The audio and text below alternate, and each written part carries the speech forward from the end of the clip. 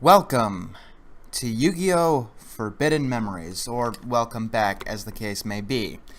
If you're wondering, I did record about 6 hours of playthrough before. However, because I'm not an expert with OBS, I accidentally not recorded some important parts of the game. And because I was a dipshit, I have to start over. Yay! I mean, this game only takes like 100 hours to 100%. So it's in the end, it's not even gonna matter. Yeah, if you're wondering, the world record of 100%ing this game, getting every single card that you're able to, is about 90-something hours. That is the world speedrun record. I'm going to be getting every single card that you can obtain. There are plenty of cards like Blue Eyes Ultimate Dragon that you just cannot obtain, not even through passwords. One of those cards I think is Exodia the Forbidden One, which is interesting. And if you've watched this before, yes, I'm probably going to reiterate a bunch of things because I guess I gotta talk about something. We're gonna be here for a while. Yu-Gi-Oh! Forbidden Memories is one of the most grind-happy games in existence. It would fit right at home on the NES. Actually, it'd be too grind-happy to be an NES RPG. And we'll get into that as we go on. The first duel is with your mentor, Simon Meringue. I don't know if that's his actual name or how it's pronounced, but I call him Simon Meringue. I don't remember him being in the anime. He definitely wasn't in the anime by the time this game came out in 1996. So I also have to unlock every single duelist in the game, which is comparatively easy. If you really wanted to and you really don't like the past segment, you could skip straight forward to the tournament, which takes up a large portion of the story. Now, technically, this is a strategy game, Yu-Gi-Oh! Forbidden Memories, and your strategy is to summon the twin-headed Thunder Dragon as much as possible. I have Horn of the Unicorn. I'm at it. Oh, thank God. Last time I had Black Hole. There is definitely some good bonuses. 3 rainbow flowers. If you start with Dark Hole, keep resetting until you get Regeki. Holy shit. I started with a monster with 1400 attack. And Yami. I have no thunder monsters though, which is bad. Okay. As you'd expect of a licensed game from Konami, it doesn't obey any of the typical Yu-Gi-Oh! Rules. You start with 5 cards in your hand, and you must always have 5 cards in your hand. The most primary mechanics of this game is fusion. You pick 2 cards, they go together, you have a fusion monster. This is the majority of the strategy in the game. However, the highest monster you can fuse for, the one with the most attack, is Twin-Headed Thunder Dragon, which is a dragon, something else, and thunder monster. And so most people's strategies surround on summoning that one particular thing. And I don't see why that wouldn't be the case. Twin-Headed Thunder Dragon is awesome. Only in the game, not outside the game. Twin-Headed Thunder Dragon in the actual game is alright. It's a very easy fusion monster to summon, considering the regular Thunder Dragon's effect. But it's nothing exceedingly special, and it's hard to fit in any particular deck. If you're wondering, I do play Yu-Gi-Oh! Or I did before things got convoluted. I've said this before, but I fell out of the game around X, Y, and Z cards, because after them, it got more and more insane. Union monsters are okay, synchro summons are okay, but pendulum summons are a kid making up rules off the top of their head. Right now I have nothing to fuse in my hand. When you have nothing to fuse in your hand, you can do this. Basically mash together the shit you don't want to get something good. It's a quote-unquote strategy. Right now, the deck we have kind of sucks because... what did you expect them to do? Start us off with something fantastic? The cards you start off with are randomly generated, and there seems to be quite a large pool. I've never gotten, like, the same deck twice. I always get a field card, and I always get a equip card. And, Regaki or Darkhold, but other than that, it's pretty random. One time I even started the Kamori Dragon, which is a pretty useful card to start out with. I don't think you're ever going to start out with like Blue Eyes White Dragon or anything. So when you win the duel, you get one card and up to 5 star chips. Now me, I'm trying to get as many cards as possible.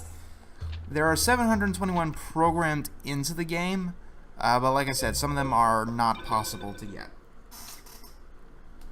Also, say frequently, if you lose any duel in this game, it is game over. Even if you're dueling with your friends. Because the Pharaoh here has put so much pride in his ability to play a children's card game, that if he loses, even to his friends, he needs to hide in shame for the rest of his life and can never show his face to anyone ever again. Seriously. The mechanic of...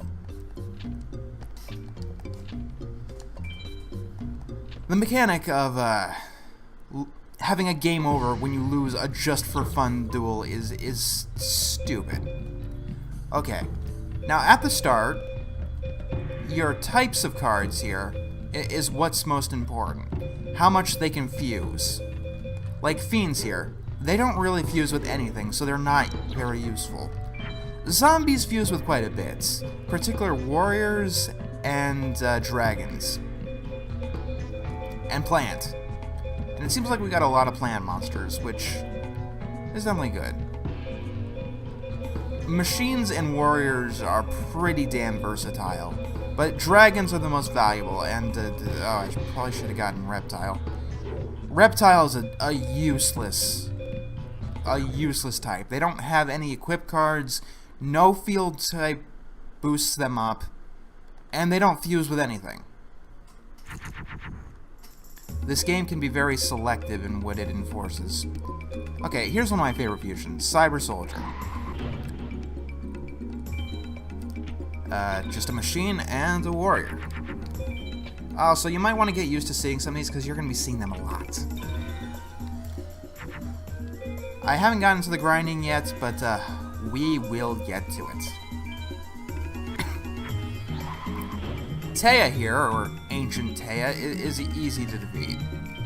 Yeah, for the first game based on Yu-Gi-Oh! Released in America, they decided to make up their own bullshit plot and basically put most of it in the past for some odd reason. Personally, I've actually had not a very great experience with the Yu-Gi-Oh! Video games, which is weird. It's not a hard thing to make, comparatively to other franchises. But this was the first Yu-Gi-Oh! Game released in America, and it doesn't follow the card game's rules. Then I got Dark Duel Stories for the Game Boy Color. It's actually much better than the PlayStation game, surprisingly. It's like a fusion between the actual rules and the rules here.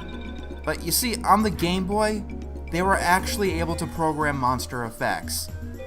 No monster here has any special effects. They're all basically normal monsters. Yeah. You know what they filled this game with instead of trying to get the code right? This. Every monster has its own 3D version. This slows the game down even further, and it's already a very tedious game as is. you can be spending upwards of 100 hours to get through this game. And this, it makes it take literally 5 times longer. I mean, maybe if you want to do a spectacular monster, but these are just monsters nobody cares about. And this is what they fill most of the game's space with. See how long that takes? When I don't use those cutscenes, it's 2 quick button presses. It's this and this.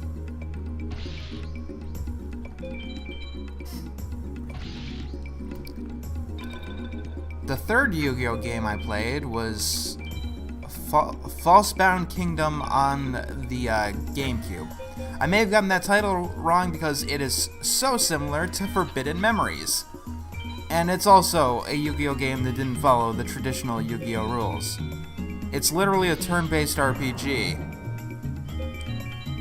That it was okay, I guess. It just wasn't Yu-Gi-Oh, you know? Okay, if you want to unlock Villager 3, and you do want to unlock Villager 3, you need to duel him on your first visit to the dueling arena. So ignore Villagers 1 and 2, we can duel them later. And remember, if we lose, we go back to the save point. That's why I'm not recording down the cards that I've got yet. Because it's very easy for me to just lose and lose all the valuable shit I got. Then again, I don't have any valuable shit yet. Yeah, for some reason you can't duel him later. And he gives the best cards out of anyone you can get in the past. And he's got some pretty good stuff himself. I remember getting Dragon Zombie from this guy. I have Zarugan. That's fucked. Alright. Yami increases the power of Fiend type and Spellcaster types. It also decreases Fairy types. It's not very useful. Not many of your enemies use Fairy types. And Fiends, like I said, they don't fuse with much. God, the actual types of cards I have are shit. I need to get rid of these Aqua cards. Aqua cards are... they fuse with dragons, and that's about it. And I don't have any dragons.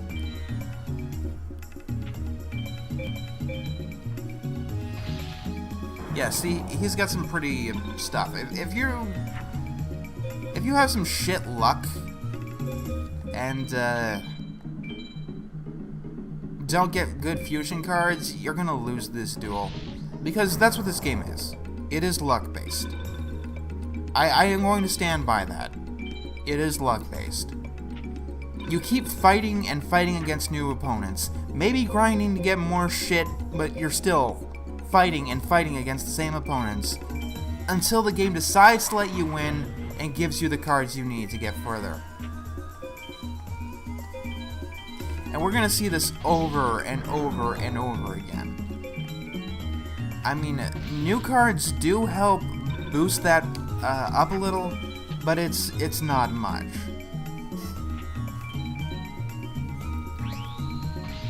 Oh yes, the Guardian Stars system. The Guardian Star makes Yu-Gi-Oh! Pokemon. That's really all there is to say about it.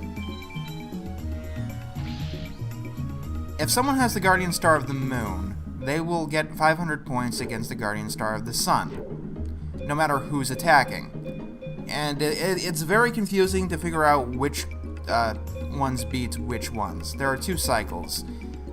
The one with the Moon and Sun is simple, because Moon beats Venus, Venus beats Mercury, and Mercury, the smallest planet, beats the Sun, because they're not actually thinking about making sense. They just want to insert stupid fucking mechanics.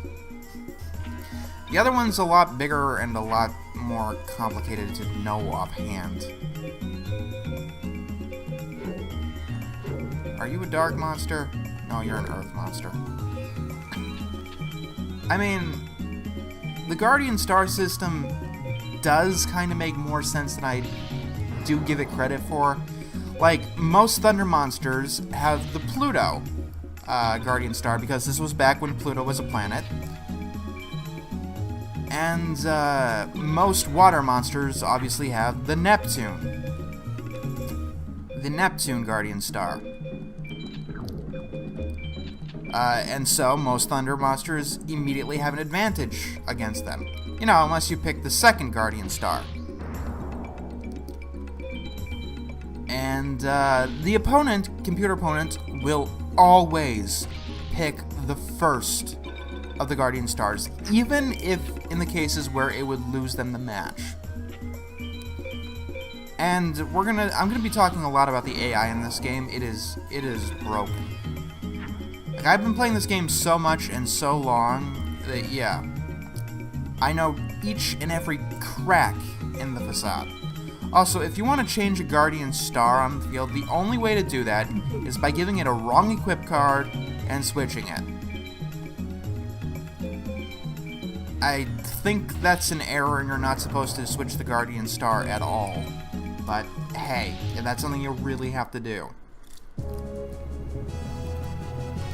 Because once it asks you to choose the Guardian Star you want, you can't undo and go back and check on the field. You have to do it before you select the card you want. Go outside. Yeah. There are about 6 opponents, I think, in the past. I'm not going to be interested in the story because, number one, it has, like, nothing to do with Yu-Gi-Oh!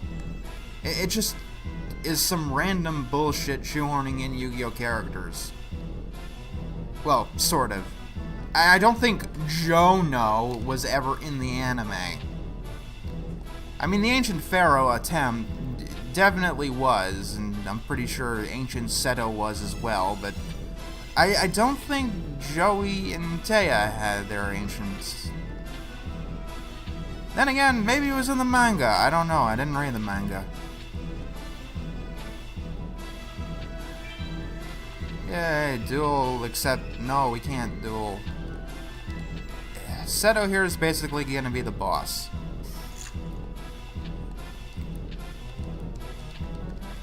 I'm just trying to get through this as quickly as possible. Now we get the opportunity to save! Yay! Trust me, the story isn't worth coming in this one. I don't know if there is a Yu-Gi-Oh! Game where the story really, really shines, you know. I mean, it's alright. These games aren't about the story. My favorite Yu-Gi-Oh! Game, if you're wondering, is Duel Academy for the Game Boy Advance, because that's the perfect area where it had all the cards. It could really well replicate the mechanics of the game. You can have multiple decks, and it was before the game got convoluted. Okay, rock types are very useful, and this has pretty good defense for where we are now. Oh my god, look at all these fucking Aqua.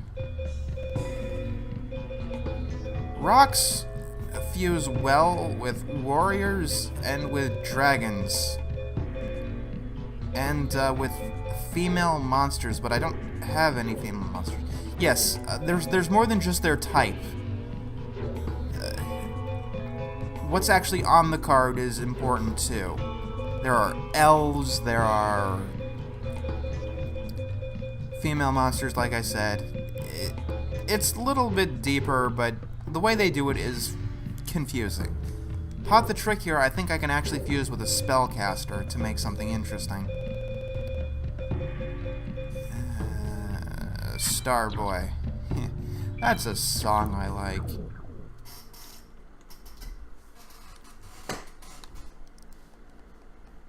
But it's also a very useless Yu-Gi-Oh! Card.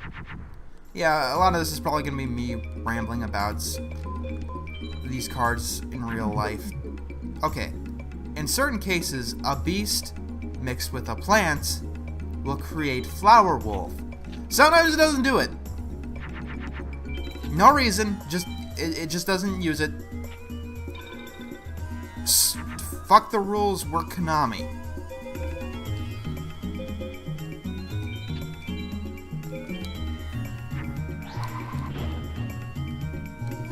soldier. Joey here is pretty easy. You shouldn't have any trouble with him. Like, in the start, most of these duelists just kind of run into each other. They all use basically the same weak cards. The only ones that cause any problems are Seto, obviously, and Villager 2, oddly enough. Villager 2 has some pretty good cards and some even worse fusions. But most of the decks here just take a bunch of random cards under 1,000 attack and just place them there. The only difference is how much they're willing to fuse. And we're gonna notice, coming up, many enemies just fusing a lot.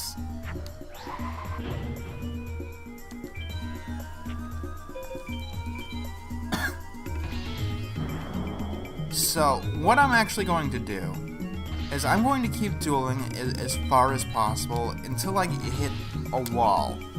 It's usually around Rex.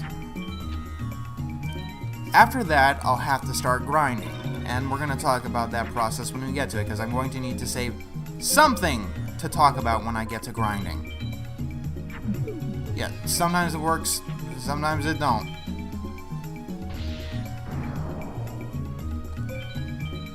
What I need now is just a higher variety of cards. Which is good, because it's better than needing some of the other stuff we're going to need later.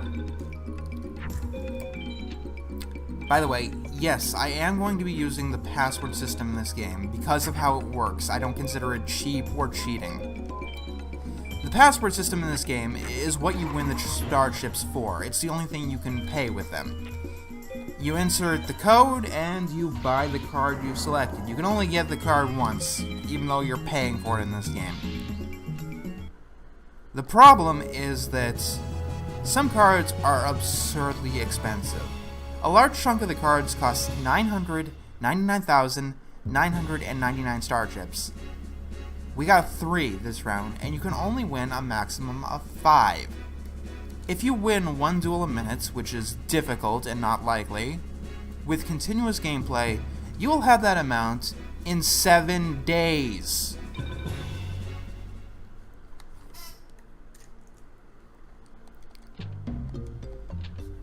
Basically, they just put not that huge number there to make sure you could never win the card, to make it quote-unquote unavailable to you. Even though there are some cards that are unavailable to you, like Blue Eyes Ultimate Dragon, which technically has a code, it just doesn't work.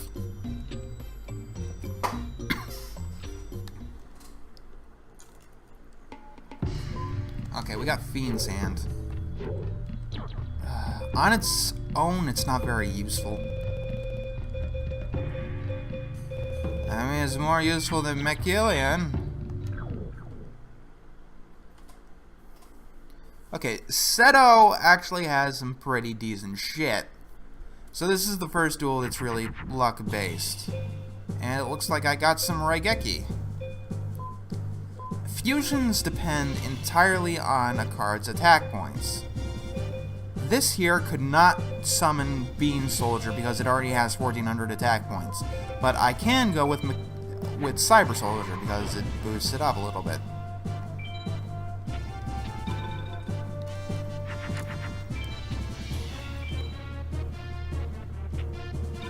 Okay. Sometimes if you know their decks really well, you can tell what they're putting out by their Guardian Star, because it does nothing but makes this game worse. This is probably a risk. You know what? Fuck it. Yeah. Oh, fuck. Mystic Horseman. And here he goes with the fusion. Yushi Oni. I think I can make that card. I just need Pot the Trick. It's not fusing Spellcaster with Stone, which you might think if you've been, paying attention to what the rules are implying. It's mixing a Pot monster with a Spellcaster. Hello, Mystical Sands. Seto here might actually be the first duel I have to grind for. Yay!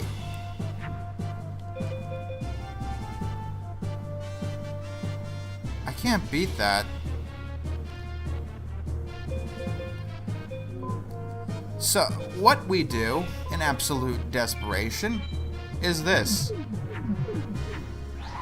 This will allow us to get more cards quicker. It's a desperation tactic. Sometimes I get really lucky with Seto and I'm able to beat him on the first go-through. I did that in the first recording.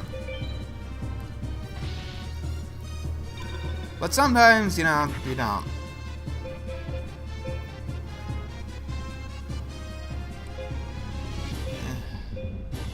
I want to keep Air Marmot. God damn it! This might be our last chance. Oh, Mystical Ghost. I forgot about that one. It's not a very useful fusion. Zombie and Spellcaster. It's all about the heart of the cards, you know? Let's see how well the heart of the cards applies to the first Yu-Gi-Oh game.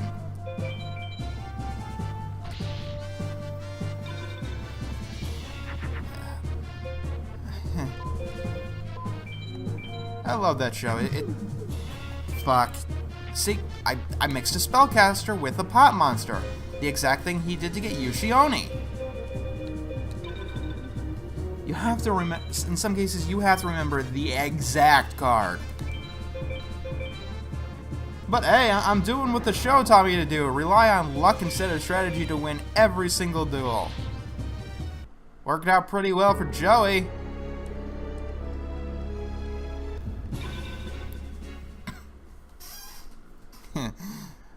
Joey's a funny one. In the start of the American anime, at least, he packed his deck with, I quote, the most butt-kicking monsters he could find, and nothing but monsters. It's a viable strategy, I guess, beatdown, which is used in tournaments. So, Yugi, the duel expert, gives him some advice, and for the rest of the game, Joey relies basically solely on luck. With cards like Time Wizard. You know, cards that an actual strategist would never, ever use. Because strategy is about eliminating luck. I have about, 12 starships. Our first real goal in starships is 80. That's only 16 duels, provided I win them without issue. Yeah. Win 16 duels without issue. Oh, fuck the audio. Okay, the audio is working. Okay, the AI is very easy to bug out. Usually, you can place a face-down monster in face-down attack mode, which is not a thing.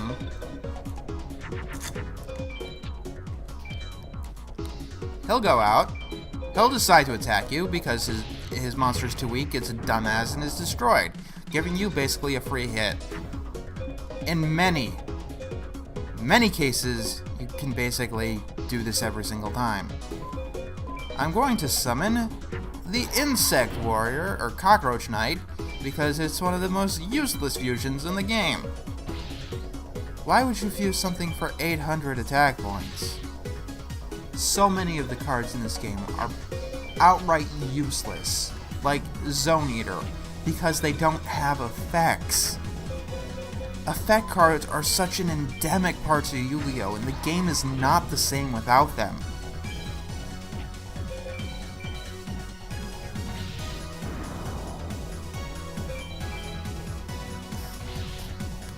I don't know why they thought they could get away with making something without effect monsters.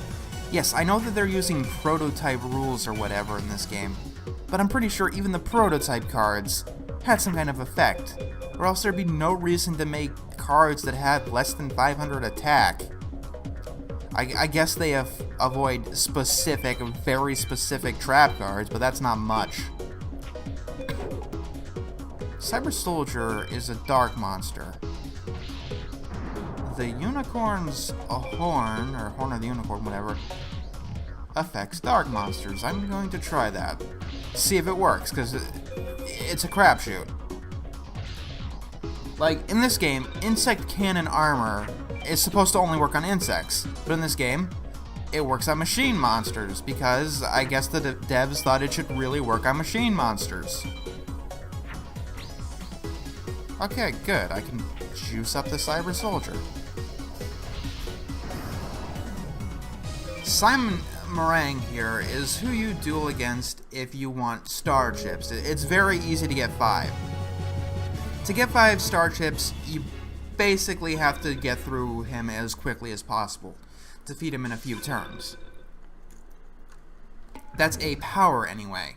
There's another one, a tech, where you basically keep dueling until they deck out.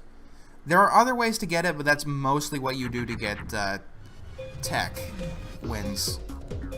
This had better summon Yushioni. No. Okay. Whatever. Fuck you. Getting getting S techs is important. It is very important for getting spell and trap cards. There aren't many in the game, but the ones they're usually hidden behind S tech victories. The problem is with duels like Simon Meringue, it's impossible to get him to deck out because he never uses things from his hands. You need to be a little bit more creative. And if you actually let him start, fusing, he will beat you. Do not let him leave anything on the field. That will end up badly for you.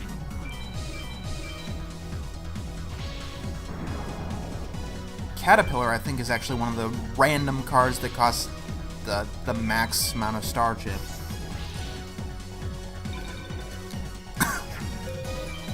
Basically, 1,000,000.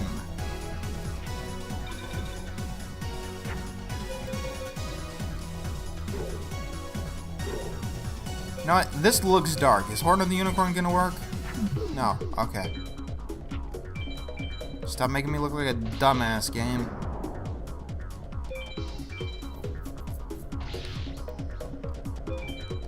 This early in the game, what we need most is fusion. Like, I'm not even too concerned about star chips right now.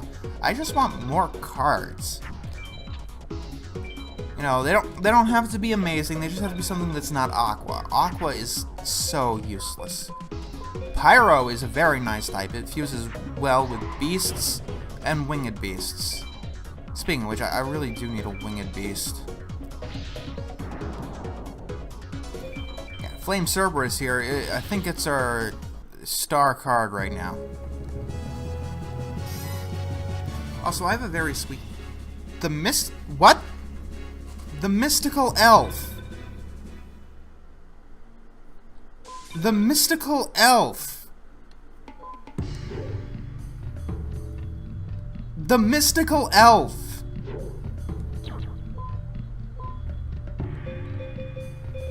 What you need to know in this game is that rare cards are going to send you up a wall. But sometimes, out of nowhere, you get the Mystical Elf. 2,000 defense. And it's not only a spellcaster, but it's a female type monster, which can fuse for Queen of Autumn Leaves and the Mystical Sands. And maybe some other ones that I don't know off the top of my head because they're not very useful fusions.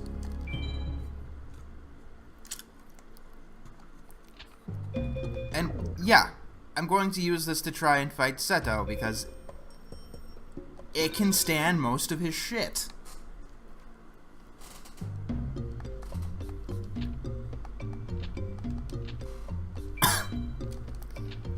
But because it's a rare card, it's probably going to come in very late in the game.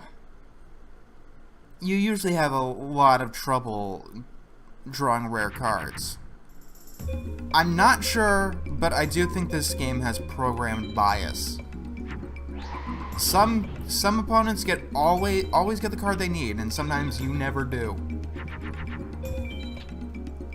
I wouldn't be surprised. It's a very easy, lazy programmer's way of adding artificial difficulty.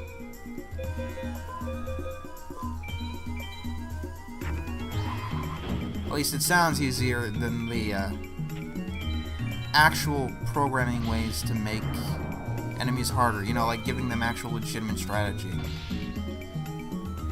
The opponents are either brainless morons or they're absolute strategic super geniuses that only happen to get unlucky once in a while.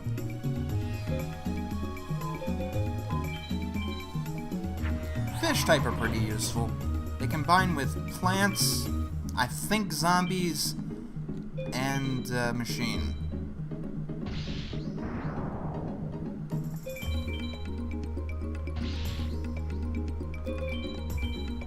I really do like machine types, and I would use them a lot. The problem is quite a few opponents, I think, use Yumi, which weakens them all. And if you rely solely on machines, you're gonna have a bad time. Alright, Abyss Flower can combine with this for Pumpkin of Ghosts. But yeah, apparently you can get the Mystical Elf from Simon. Or you can battle him 200 times and get nothing but crap. Like, this game was so cryptic that nobody knew what everyone dropped until years later when somebody actually decided to, you know, dump the code. Just to, you know, cut out all the fucking myths.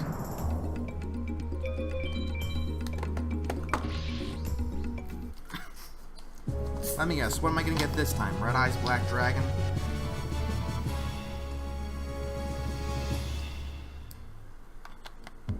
Kunai with Chain. Another rare card.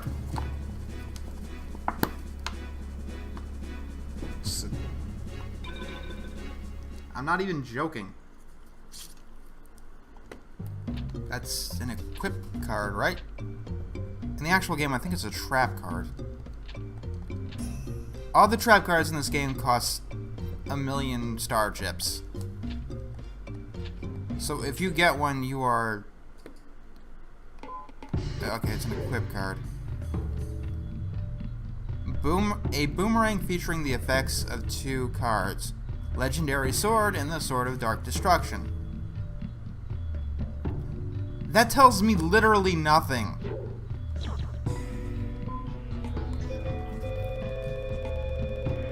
I would say it's more useful than Yami, but now that I have the Mystical Elf, Yami could actually stand.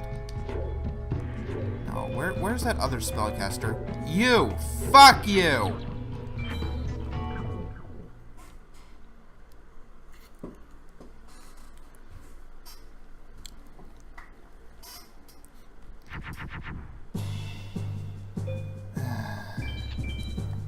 Well, you always go first, so you basically get a grace period. Oh, that's comforting. Okay, sometimes the fish fuses with plants. Maybe I'm wrong. I have no fucking clue. And yes, I played this game a lot. Fuck you, Kaiba!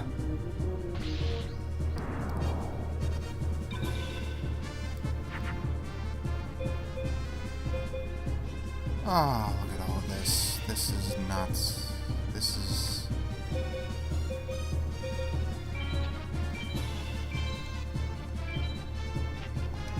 Oh, apparently you have a maximum HP of 8,000. Most games allow you to go a little bit higher than that. Modern games tend to let you go as high as you fucking want, but most games seem to max out at 900... 9,999.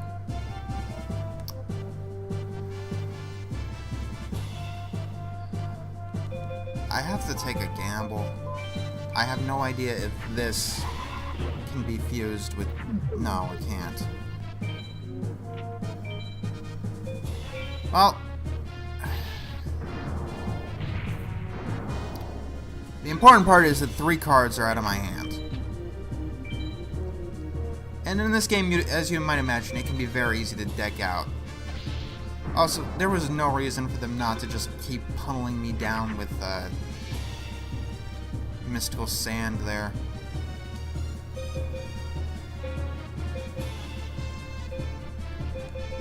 Do you fuse?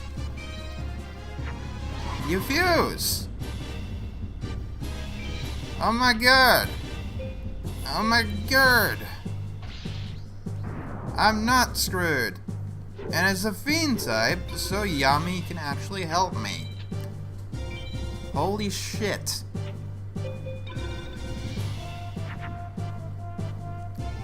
Double holy shit.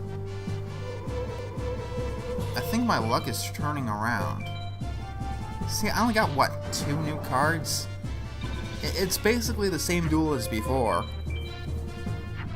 And I know that kinda happens in the actual game. Sometimes you can get unlucky no matter how good your strategy is. But in this game it happens far too often for it to be enjoyable. And I shouldn't say that. A lot of people do like this game. I do think a lot of that reason it might be nostalgia. Because like I said, it's not a very... It's not a very good game. It's got a lot of problems. But, hey, what you enjoy is what you enjoy. Don't let anyone take it from you. Yeah, heroes.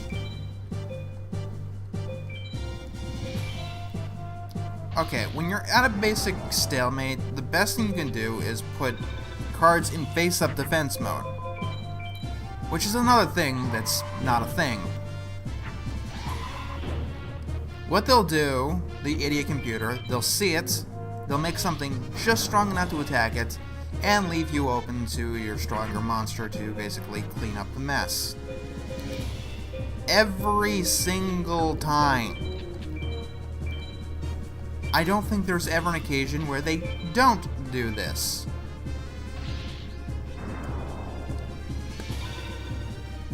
It may seem like a cheap tactic, but at some points it is required to beat the game, because a lot of opponents later on like to basically place Millennium Shield or Labyrinth Wall in defense mode. And there's no way for you to get through that without going full-on Regeki. Can I make you stronger? No, I can't, because I have no idea what the fuck the card does.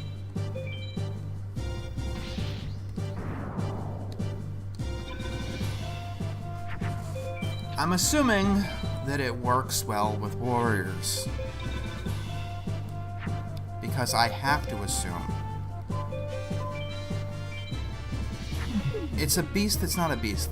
That's supposed to summon Flower Wolf. I swear.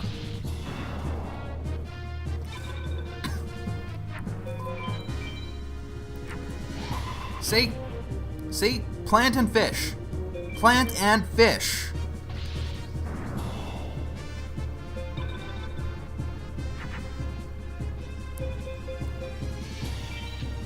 Definitely want to weasel out the insect monsters. The only thing they can really fuse with is warriors, and that's, like I said, not very useful.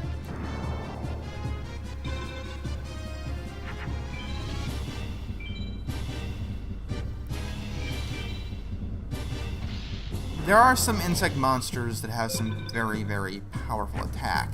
In fact, that's the first card I'm saving up for, Jirai Gummo. It costs only 80, but yet it has 2200 attack, which is amazing for its price. I guess the price is so low because in the actual game, it has a devastating effect. Every time you attack with Jirai Gummo in the actual game, Your life point, I think you flip a coin, and if you lose, your life points are divided in half. I have to get rid of Mitoko. It's just confusing as fuck. It's a beast type, but it doesn't have any beast type fusions. It's like they inserted it wrong, and it's actually a fiend type. Doesn't get any benefits from Yami, though.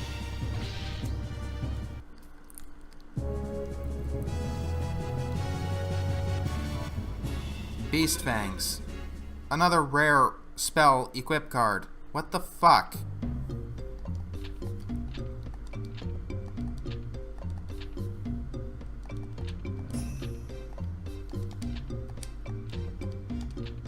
Also, now they give you the option to, you know, duel some more, even though you just basically beat a boss.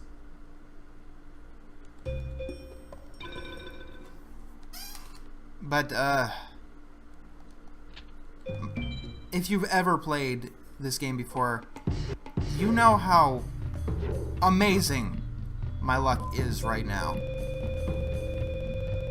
Like, God, if this keeps up, I should basically just fucking go to Vegas. Beast Fangs. Also, where the fuck is Mitoko?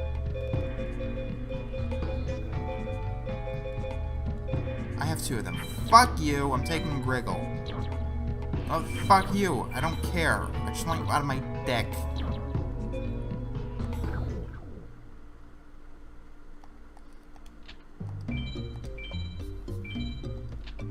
I'd like to have cards that I understand. Now, all we need to do is beat the other two villagers. Villager 2, like I said, he can put up quite a fight. Talk to someone else. Taya doesn't duel you anymore. Yeah.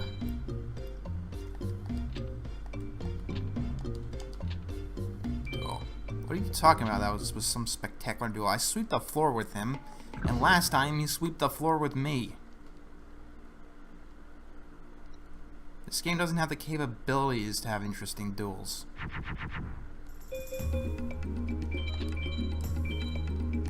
My old standby trick. Hey, you do have to be careful sometimes because, well, sometimes they pick the wrong Guardian Star, and sometimes they do have cards with powerful enough attacks. This should summon the Queen of Autumn Leaves. Also, always, always, always put your most powerful card last in the fusion. That's the one that stays if your fusion doesn't work.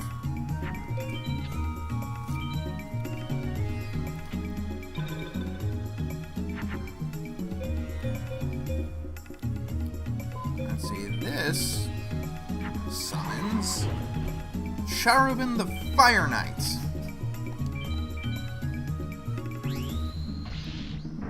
Ha, I got lucky. Huh, I guess it's a running theme at least.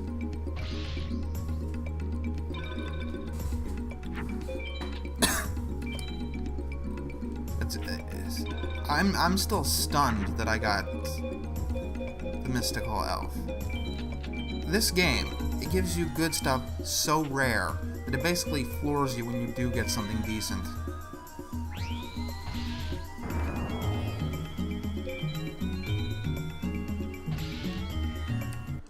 And we win. Yeah. That's another equip card, isn't it?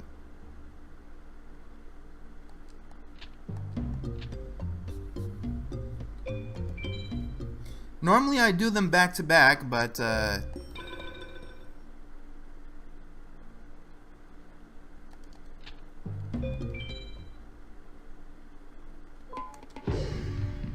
increases the power of elves with mystical light. Yeah. All equip cards in this game are insanely rare and insanely expensive. Like, I have to swear that I am not doing anything funny. I'm just playing a standard Yu-Gi-Oh! Forbidden Memories ROM on a standard emulator with a standard controller. I'm not doing anything funky.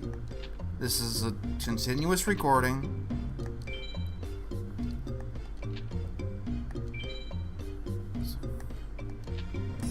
Yeah, I managed to get quite a few rare cards.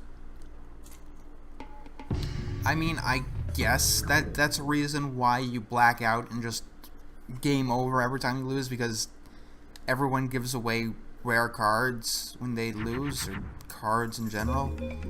And as we all know, the Pharaoh here needs his 12 copies of Zone Eater, or else his heart will stop. Yeah, this guy, he's got some fusions. He's actually probably the easiest to S-Tech. Oh, can I make... Damn it! It's not a pop monster, that's right. In the actual game, Muka Muka is actually one of my favorite cards. I have built decks around it. It probably won't stand up to modern strategies, but basically I used it in a similar way to how Slay for the Sky Dragon is used. Pop it up with some infinite cards. With him, you can actually have level limit area B.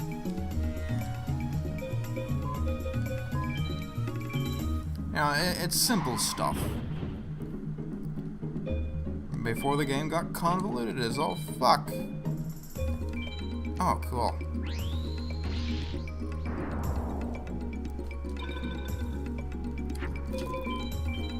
Oh, who do we got this time? Wood remains. Whatever. Zombie and rock.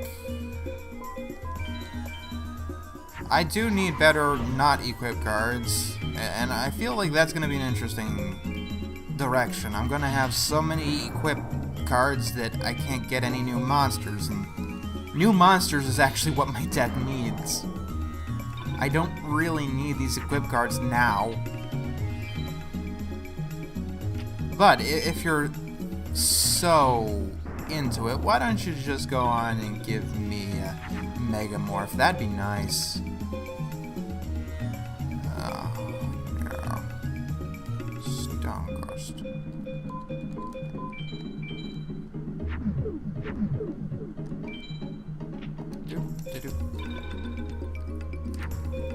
Yeah, Villager 2. Here it is. First appearance, the twin-headed Thunder Dragon. That beastie does some damage. But probably by the time we're going to be able to summon it, it'll be not useful anymore. Right now, I'll tell you what's useful. Some Raigeki would be useful.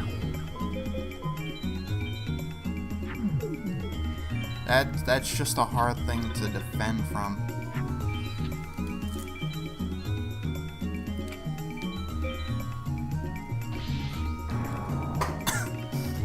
Glad I saved it, or I'd be losing Elf's Light.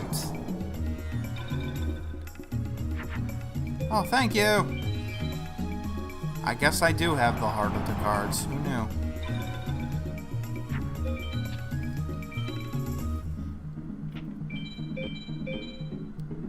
And you have the Penguin Knight. That's useful.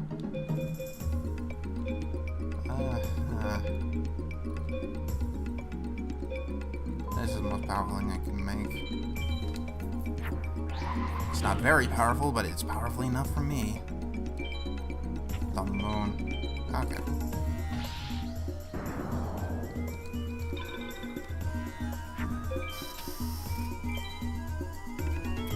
As we get further and further along, there will be many, many more times that I can trick out the AI. But for now, as you might be able to tell, this is going to be a series that's going to go on for quite some time. Like I said, the world record is over 90 hours, and I'm going to be playing for far longer than that. So, in the meantime, I'm going to need to be talking about things as I grind. And people in the original recordings suggested that I make this kind of like a podcast, you know, other people pick topics and I talk about them. So, yeah, that'd be nice, but you guys are gonna have to comment about that. So I have plenty of topics. What I'm going to do is basically divide most of these recordings into two sections. Going as far as I can plot, and then grinding, or just doing a solo, just grinding session. And I've said this before, but what I'm going to do, so I'm not playing this game forever, is basically alternate. This game, other game. A session of this game, other game. A session of this game, other game. And after I do this one, I will tackle another very long game, like another RPG. I'm thinking about doing Spyro 2 after this because it's been a tough week, you know. Losing the original recording because of weirdness in the OBS, and then for the past couple of days, sore throat. And when I originally recorded the first session of this, I actually had a migraine too. I've been getting so sick lately. It's been crazy. And you know, playing Spyro 2, that'll cheer you right up. And you know, I'm playing through that one twice. It's not like I have to play it through it twice, but you know, I want to play through it twice. You can't play through Spyro 2 without that second playthrough with the Super Fire. Okay, by the way, now we're getting to the first mandatory duel in the game, and the only duel you can lose. Actually, you have to lose this duel. The game will not progress if you win. You know, it's a great way to teach people that it's okay if you lose a duel, even though it's never okay that you can lose in a duel. This game has very poor conveyance, and Hashin here pisses me the fuck off. If you lose once, game's over. But no! He can lose as many times as he wants to and keeps coming back at you. Even towards the end. The ending of this game is the most bullshit thing imaginable. 5 duels. 5 of the most luck-based duels without saving in between. Even when we have every card in the game, it's still going to be luck-based whether we win or lose. Some people have been so thoroughly convinced that it's actually impossible to beat this game because of the end.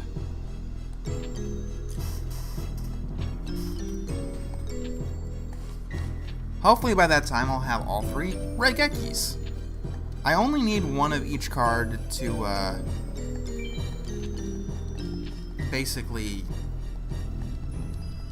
complete my goal.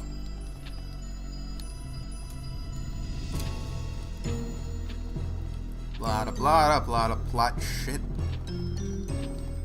Look, if you're not gonna follow the story of the anime, or at least make something that interesting. You see, after we duel Hashin, we're gonna go into the future. Do you know why we're gonna go into the future? Basically to randomly shoehorn in the popular Yu-Gi-Oh! Characters we all wanted to see. Okay, Hashin, you have to lose. So basically the strategy here is to lose as quickly as possible so you can just move on. Place down a weak monster, the weakest one you got, face up attack mode, let him blow you away.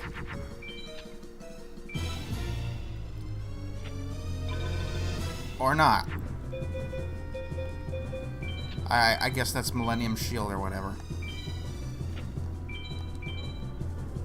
Alright. May as well be.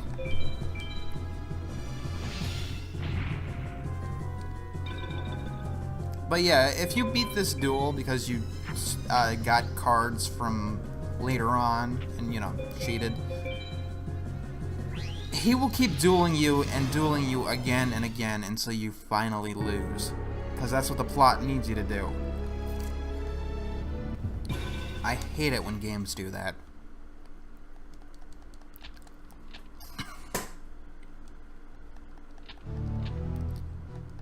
I mean, it's the same way anyway. The puzzle ends up smashed.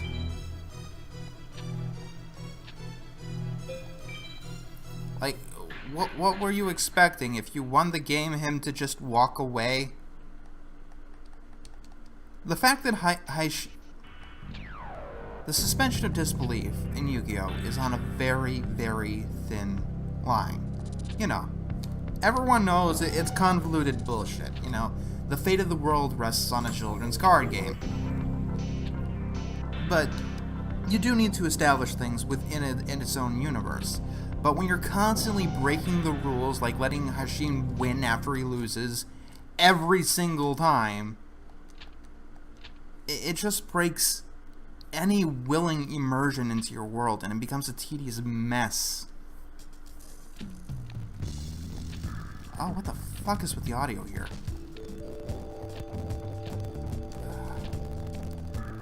Ow.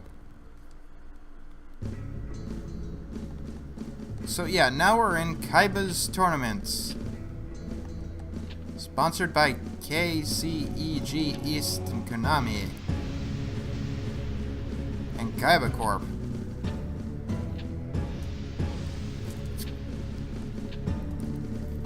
This game actually has really good music, which is good.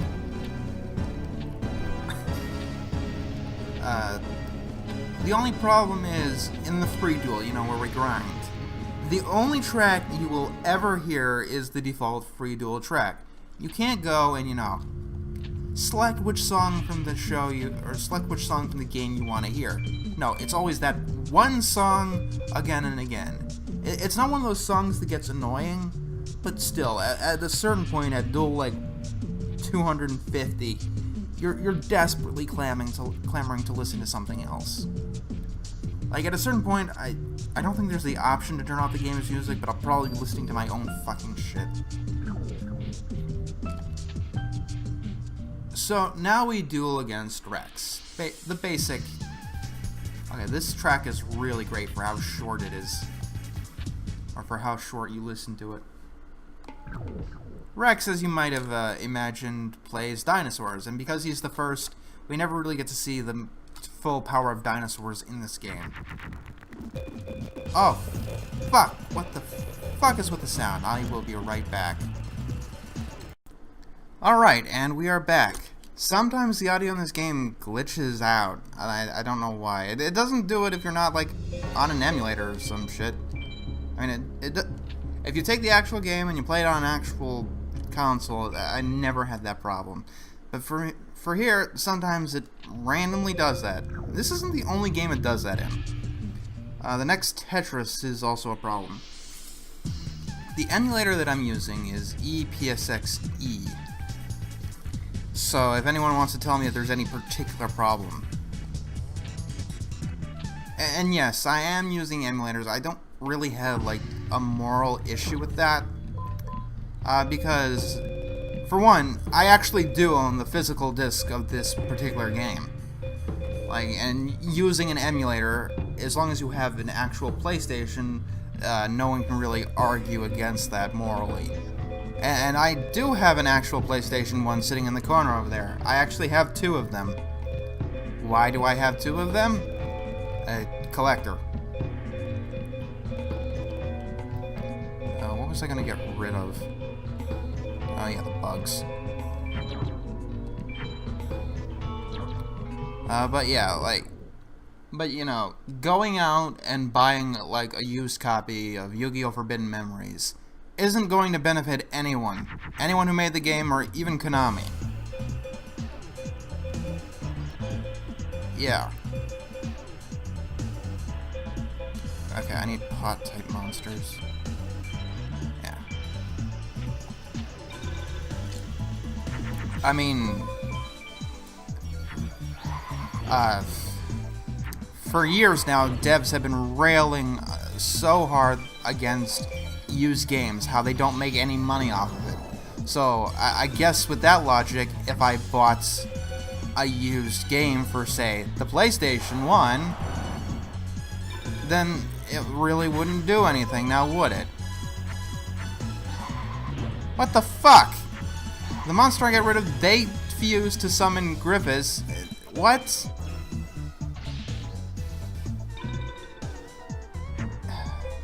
Wow, Mitoko manages to screw me even when it's not in my deck. That's brilliant. This theme is so wonderful. Why isn't it in the action? I would love to be able to select this in Free Duel. It's a minor thing that they could have added. But no, they wanted to spend a million days on adding 3D models that no one's ever going to see. I can summon 7 colored fish should have the right guardian star. Neptune. Neptune beats Mars.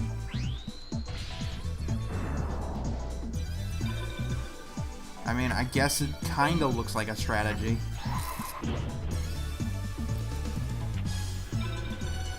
If you look at it sideways, maybe. Morphing Jar. I think I'm a spellcaster. That would help.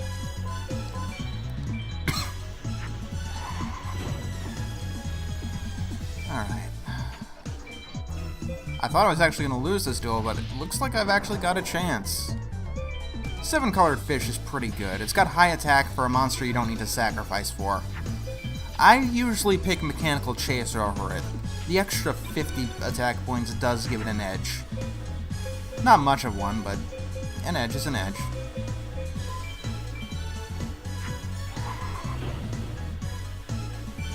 And as you might imagine, Wood Remains is not very useful.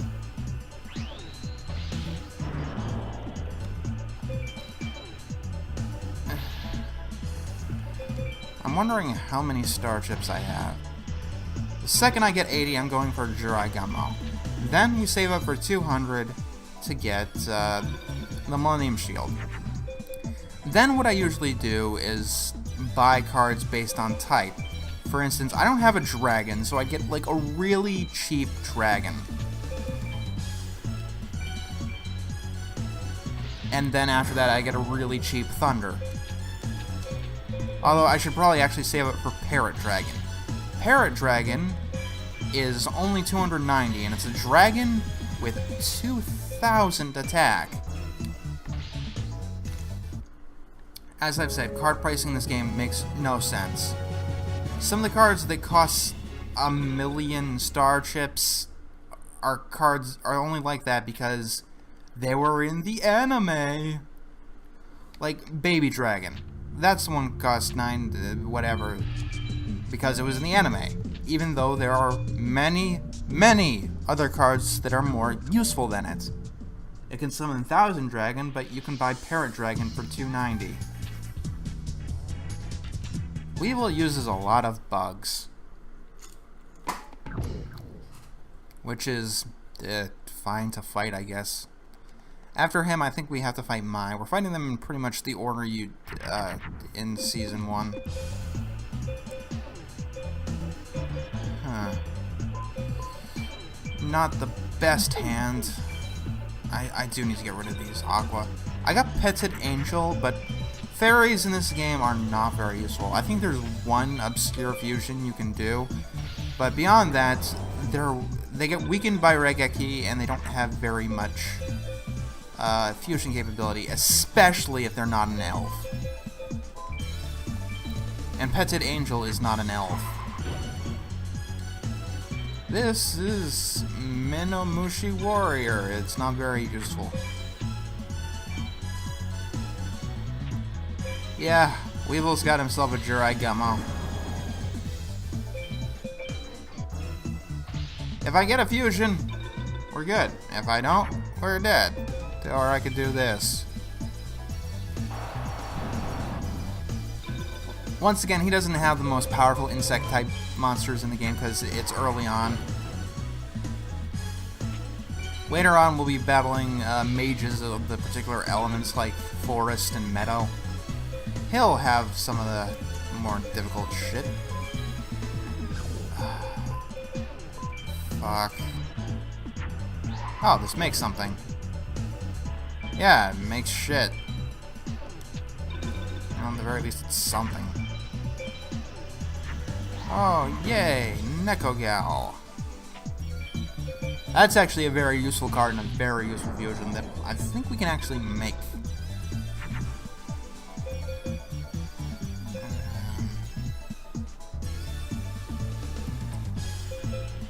I don't have much that can help me at the moment, though. Like, each one of these cards, at some point, could help with something. Except these two. Alright, so we do this to make sure we get something and get rid of the card we don't need. Neptune does not beat ya. Neptune beats Mars, I think.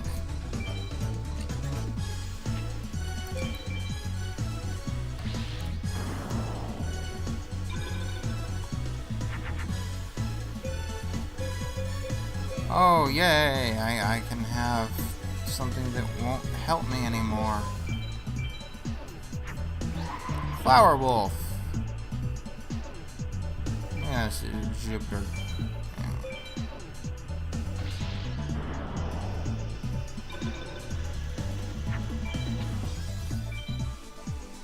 Huh. Oh, this is going to be a quote-unquote closed duel.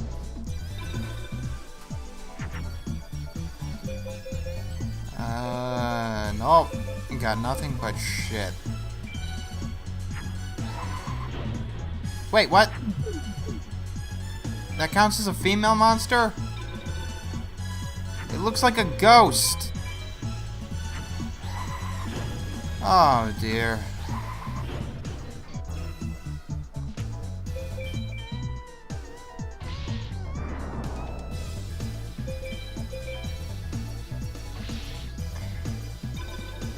Well, now I have a future fusion.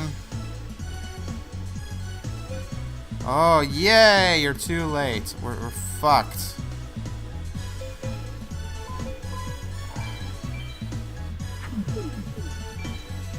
I'm dead.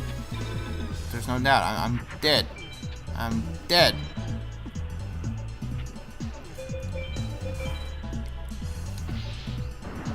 You know, unless he has the mercy to... Oh. Come on. Hello. So give me mystical sand, but that'll only get me so far, you know?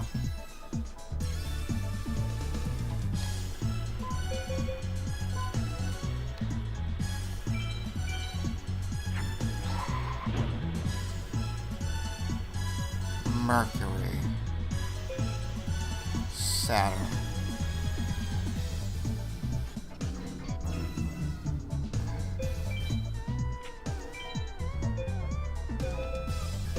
I'm pretty sure that... No, wait.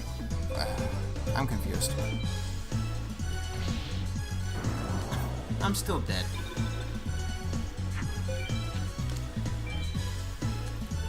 It's okay. This is the point of the game where you might start needing to grind. And we lose.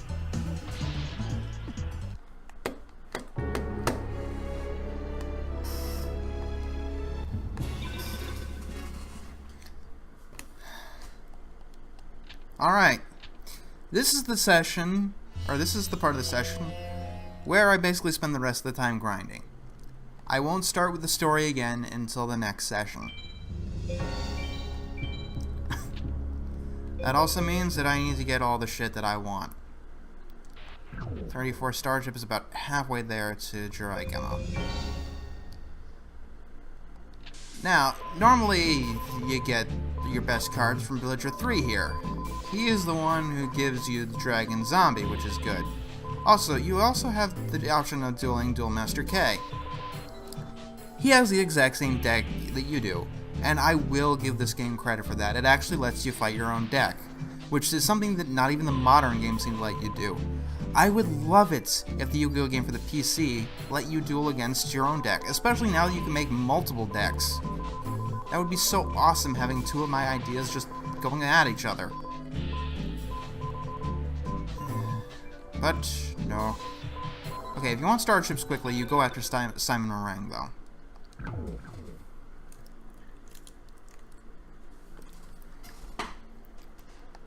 Especially considering he gave me the mythical elf. I have nothing good here. Yay. Like, Simon usually doesn't give you very good cards, but he does give you a nice variety at the very least.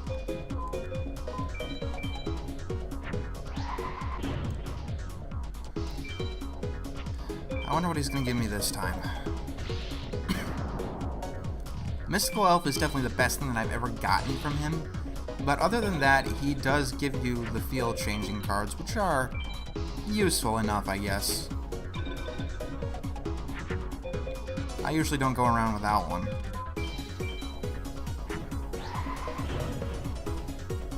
And it looks like we'll be able to take him down quickly.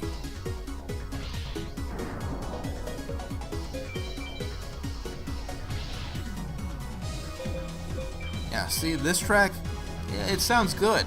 It's nice and uplifting, and it really makes you feel it. The problem is you're going to be hearing it forever. And ever. Are you dark? No, you are Earth. You are dark, though. Didn't Yugi equip this to Beaver Warrior in the anime? Beaver Warrior's not dark. Beaver Warrior is Earth. And then again, you ever expect the anime to actually follow the rules? Follows the rules better than this Torike. That's, I think, a dinosaur. No, it's a beast. Huh. Alright, there's definitely a lot of shit that just needs to go.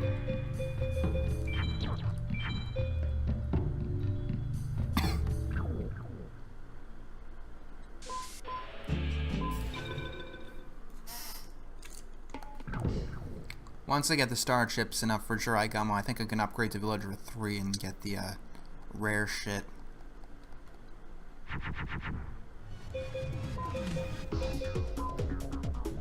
Alright. I've got the plan, and it involves doing this.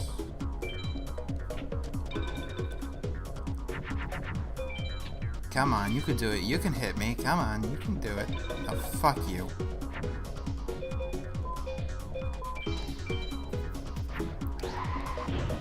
Boom.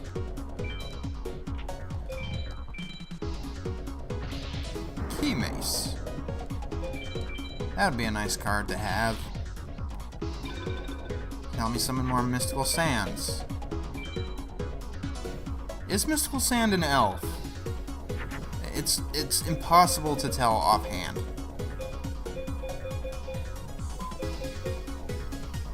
This, let's see. Please do what I want you to. Thank you.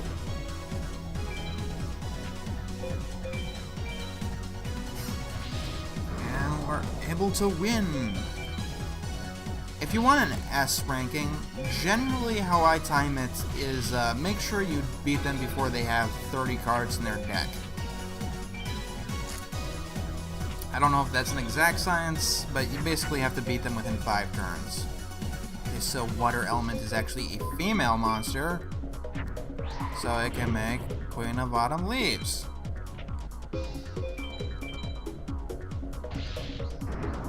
I thought it... Whatever. I'm not complaining. This game can just be so cryptic sometimes, though. Honestly, it should just be... The fusion, it should just be based on the type of card. Like, all rock monsters should fuse to make this particular thing when you fuse it with, say, warriors. It should always make the same thing. No exceptions. It's called consistency. You know, it's like Mario. How about we make it so that sometimes when you press the A button, you randomly explode? You might You might lose the game in frustration once in a while, but hey, keeps things interesting. It makes it so you can never fully understand the mechanics of the game.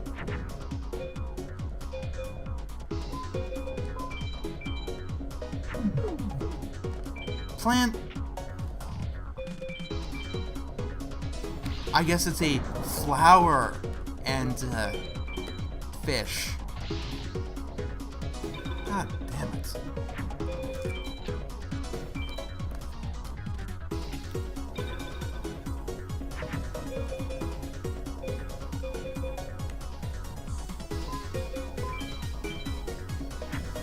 At least Hanawa actually does something. I'd expect that to be one of the types of cards that just doesn't fuse with anything because the devs feel like it.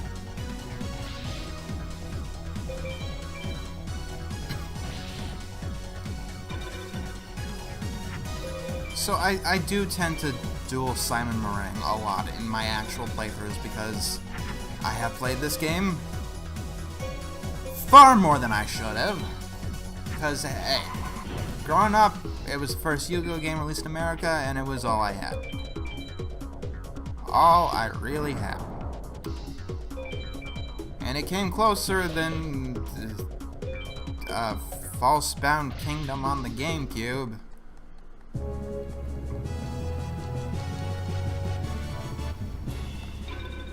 Wait, what? What?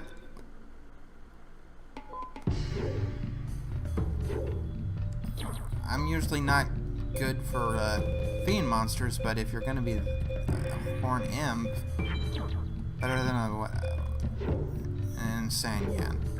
Awesome card in the actual game, here not so much. I guess Sangen is one of those cards that's so awesome it's been banned. It could even slip into like modern stuff too.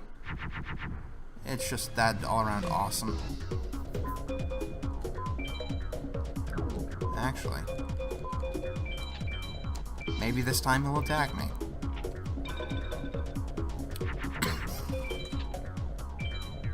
Oh, it's always worth a shot. Let's see.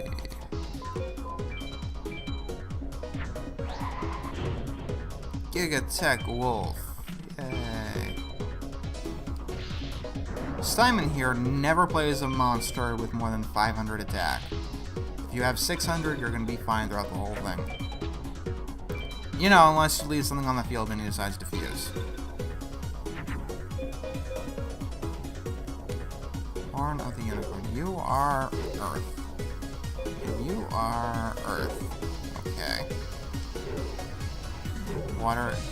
You know, if you want me to have equip cards that are based on their element, you think that might be important information to tell me? I mean, look at how much black space is in each of these. There is plenty of places for them to put the element.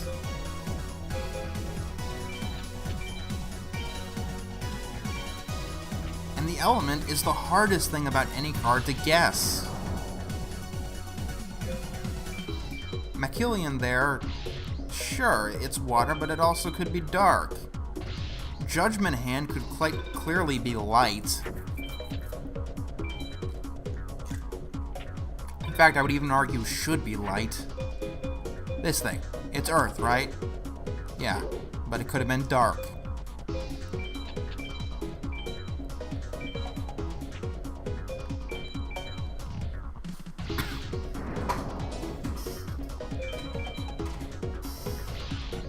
I mean, not many of the equip cards do affect based on their attribute, but if any of them do, it's important information that I shouldn't have to press another button to look up.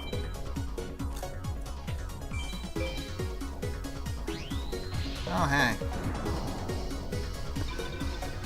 You actually managed to hit me. This is dark, right? Yeah. What the fuck?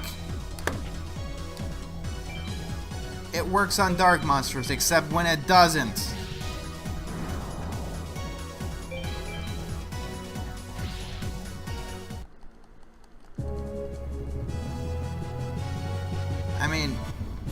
Maybe it's a mistranslation. Maybe. But it's a text-based game, mostly. You can't get away with that.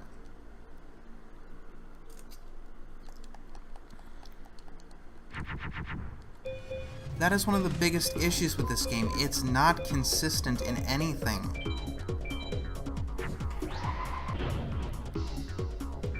If you want to detach from the rules, fine, but follow your own rules. It doesn't communicate anything very well.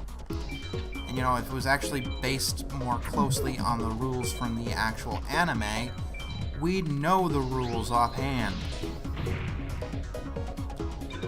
And it wouldn't have to go through the effort of explaining and failing to explain. See, this is what he does if you screw up.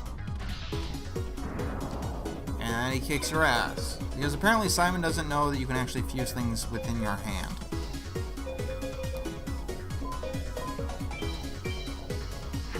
Fuse these, give it Mars, and kill it. Yeah.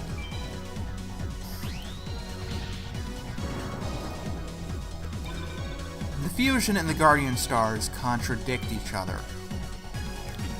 Because you don't know what your fused monster's Guardian Stars are going to be, so you can't think, unless you know from experience and trial and error, that Cyber Soldier has Mars, so he can take on a stronger Jupiter monster.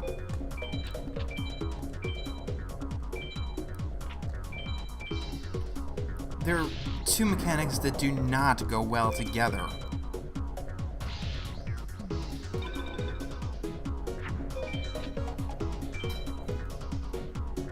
I know that the Twin-Headed Thunder Dragon has a Pluto one, only because I've summoned it a million fucking times. Okay, why couldn't you fuse with Griggle? Why? Huh? Don't have an answer, do you? You prejudiced against Griggles? Stupid fucking fish!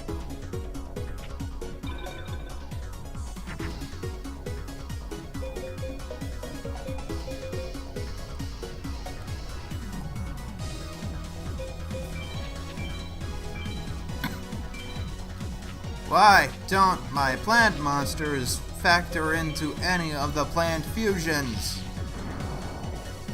In the actual game, fusion, you know, makes sense. You need this specific card and this specific card to summon this specific monster, and it tells you. And with ritual monsters in the actual Yu-Gi-Oh game, all you just need is monsters of this specific level. And if the reason that the horn couldn't go on the Shadow Spectre, that's a bullshit excuse. How do you put a horn on a machine? It's one fucking stupid looking machine.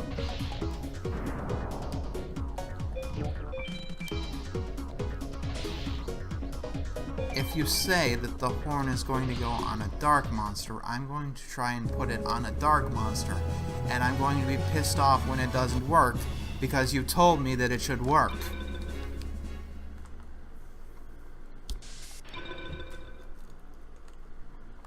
I kind of think that that's fair.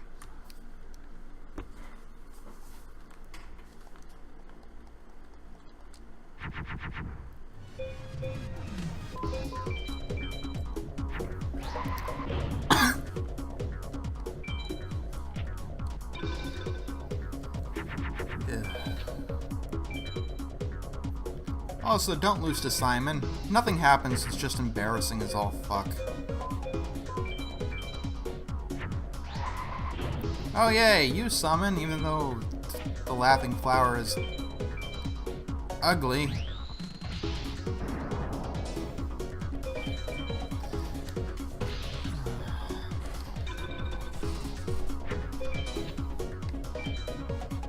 But yeah, I've got some monster types that can fuse with other monster types sometimes. It's great. It's really, really great.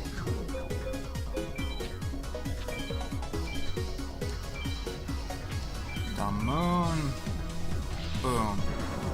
Queen's Double is actually a pretty useful card. Being both warrior and female, it can be used with a lot.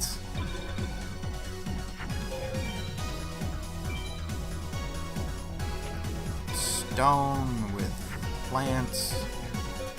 Machine.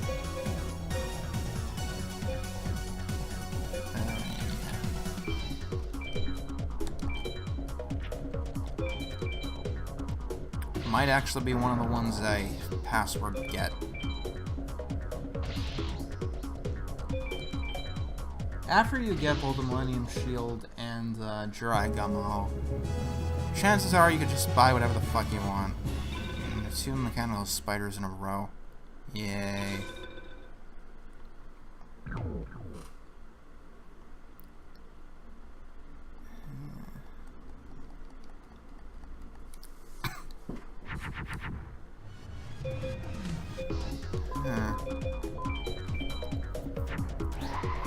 Awesome!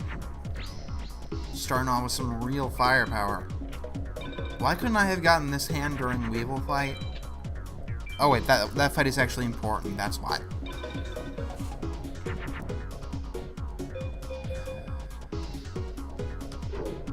Increases the power of dark monsters with horns. The Cyber Soldier doesn't have horns!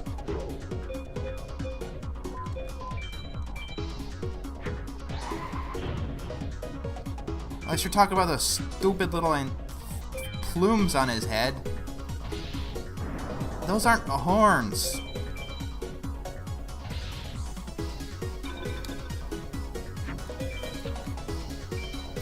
If they are, they're the dinkiest fucking horns I've ever seen.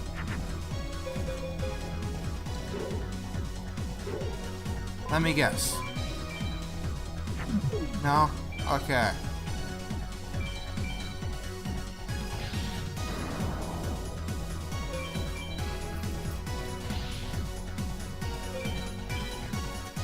Also, that's highly specific. Not just dark monsters, but dark monsters with horns. And apparently it's subjective, too.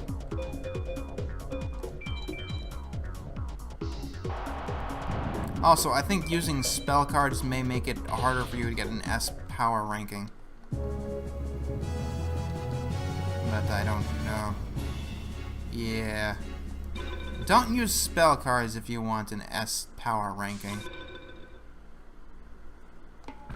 Because this game is stupid.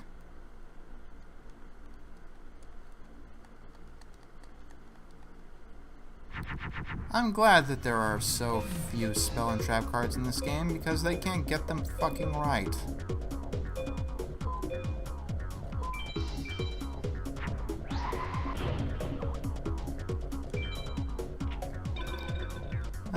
This is gonna be my last duel. I'm going to get the fucking not the Millennium Shield, Jirai Gummo, and I'm going to be ending it.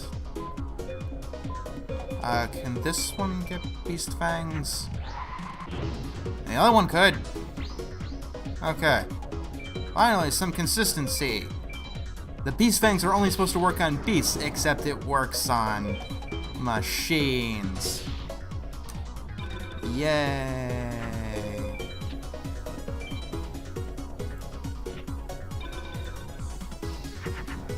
Let's see, what else we got?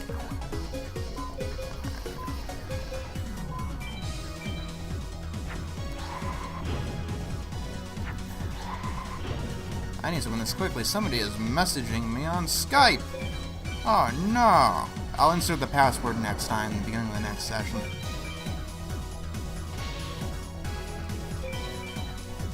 Just need to get through this duel.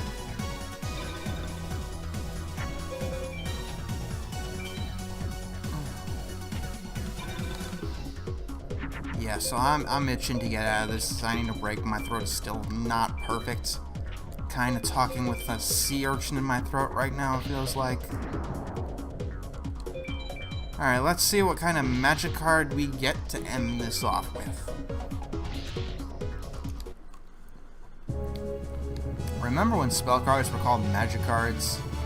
Or did I get that backwards? Whatever, we're done. See you next time, I hope. So, I realize that this recording session so far has only been about an hour and a half, and while that does seem long, and for an actual Let's Play it definitely would be, this game, as I said before, takes over 90 plus hours to get the world record. I'm just trying to get through it and all of the cards, but if I don't start now, then I don't want this to take over like 50 sessions. I want to do this in as few sessions as possible, and since I got nothing better to do, why not? Also, I said that I'd start this session by getting us the Jurai Gummo password. And if you're wondering, I'm not going to do anything but grinding. There are plenty of other cards that I want to get. And so many of them that could be really helpful. Oh, I don't... Need to pay attention. Don't have 80 starships. Need to win 3 more times. Excellent. Excellent. And yes, I did look it up on the internet because I don't actually own Jurai Gummo because the card... I wouldn't say it's useless. You can leave it in face-up attack mode as sort of a pseudo-defense. I can make this. Excellent. The rules actually make sense for once. And during their turn, I can go to Google and I can start looking shit up. Let's see. I got a rock.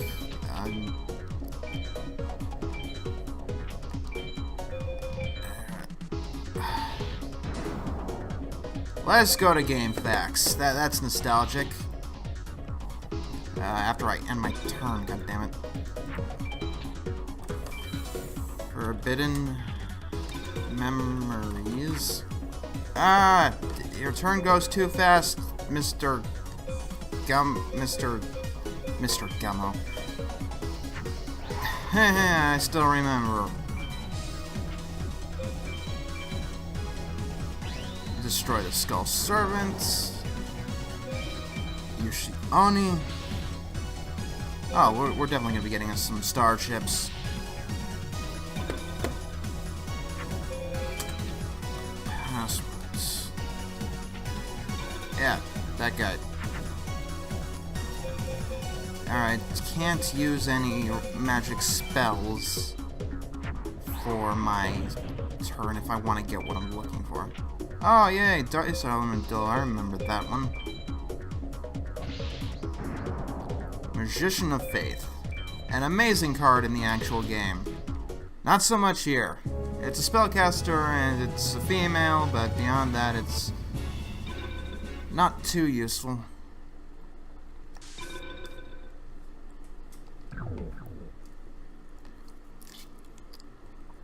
Alright. What do I got? Hit me with your best shot.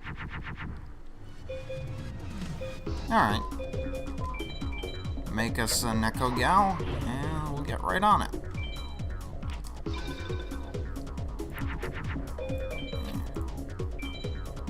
Okay, I have the list of every single card and its starship cost with me. Yay! I gotta stop the recording for a second. Alright, I think it should be working properly now. There was something I had to do on the side. And don't worry about it. But yeah, I have every single code. A lot of the cards are pretty inexpensive.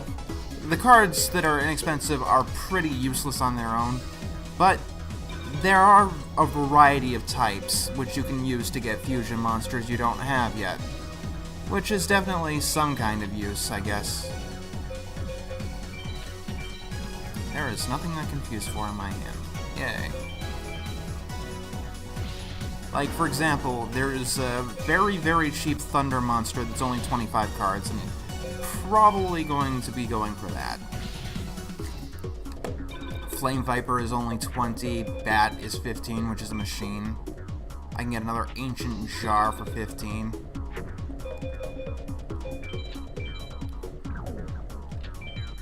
When you think that the passwords in this game are... The passwords in this game are stupid, but if you really know what you're doing in the ins and out, you can definitely get some pretty good deals. You just need to know exactly what you're looking for. For example, Droll Bird, that only costs 25, but it's very useful to have a winged beast. Rainbow Flower, that's not very useful. And one more, and I can finally get my Jiraiya. With that, I can start grinding some of the other guys down. Maybe get some more interesting cards. Queen of Autumn Leaves.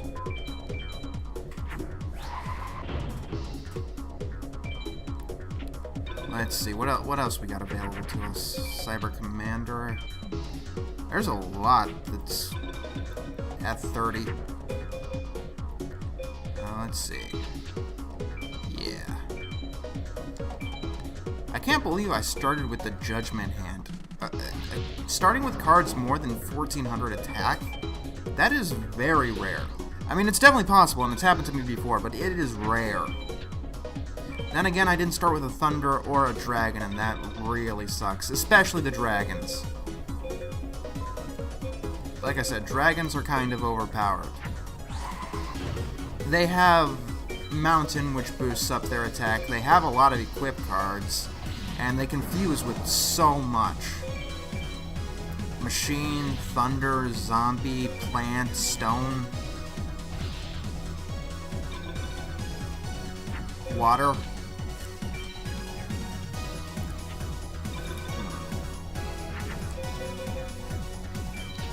Laughing Flower. Yeah, dragons are definitely what you should focus on building your deck around. At least, that's what you should be building up towards the end. The cheapest spell cards to get are the field cards, which aren't very useful to me. I got Yami, and that's fine enough, I guess. The other ones will probably come over time. Zombie Warrior. I thought the name Rare Drop actually meant something, but no. No, it doesn't. Okay.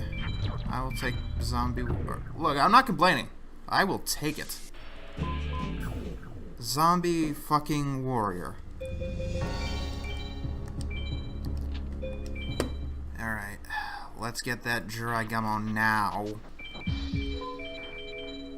9, 4, 7, 7, 3, O's. Like, there is no reason not to buy Jiraiya in this game.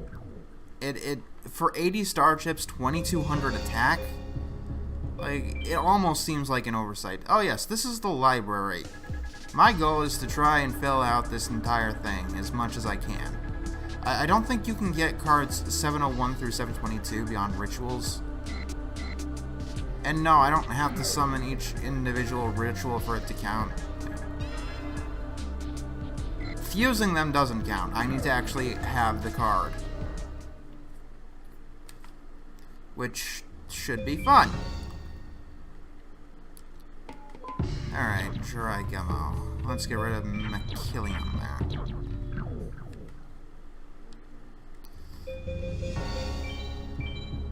Alright.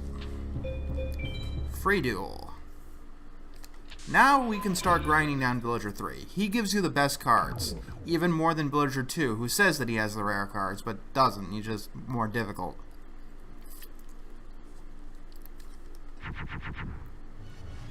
Alright, I don't have much with me. Dharma Cannon. I still definitely need more and better cards.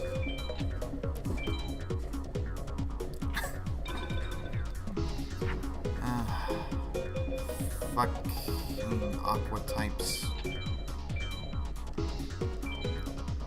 Let's see. Okay. Huh, he didn't try to attack me. Sometimes you can bluff these guys out, and it's very fun when that happens. Now, as close to fun as this game tends to get. Dark King of the Abyss. Alright. Hee hee hee.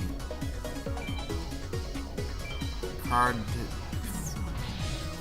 changed from useless to one of the best ones in my deck.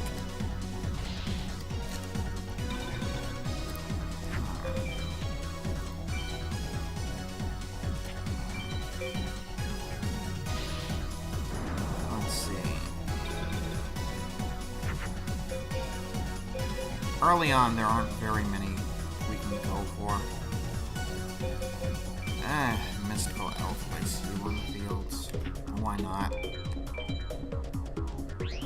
The Zombie Warrior only costs 60. Stuffed Animal.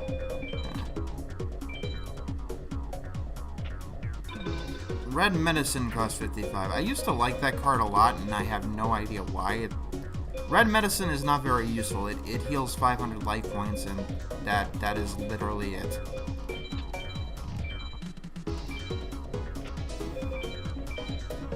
So, yes, the goal is for me to win as fast as possible, and I'm probably not going to do that this time around. Let's see. All the ritual cards cost about 50, which... Rituals in this game I don't think I've ever used. You need to have specific cards to make it work. Oh yeah, I can make Flame Ghost. Yay.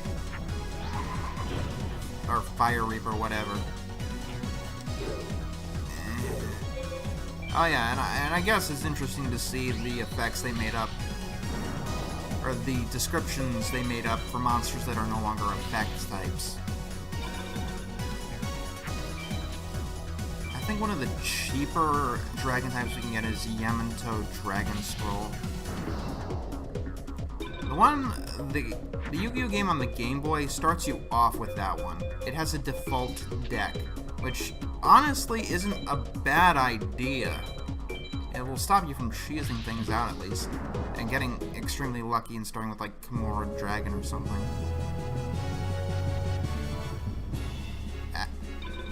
The Axe of Despair.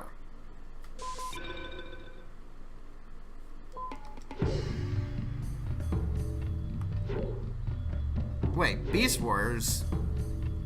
Okay, in the actual game, this, you can equip it to anything. But I guess that would be too overpowered.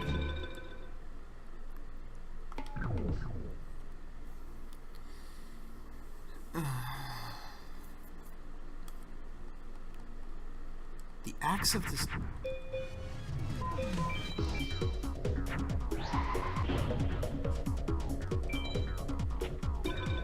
I think I should go to Vegas. That's the only solution. That's the only solution.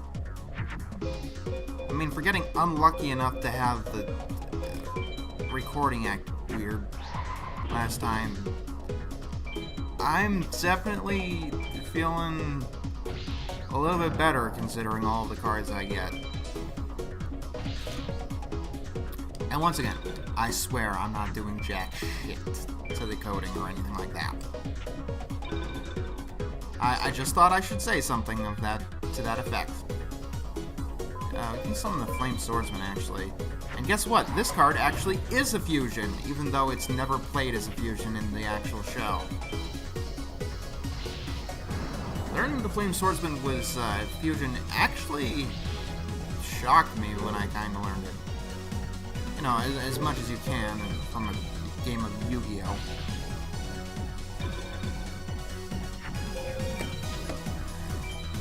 Play your thing. Queen's Double is only 15. It's not a bad card.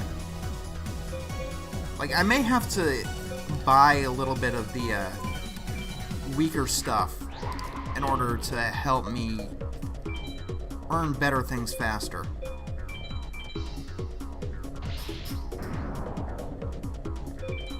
Let's see. The ritual ones are absolutely useless to me. But Millis Radiance, sorry. It's a beast card, and a beast card is useful automatically. Only costs 10 points. So let's try it. Also, Sparks is only 10. But Millis Radiant 0, 7, 4, 8, 9, 3. I have 9 star chips. What the fuck?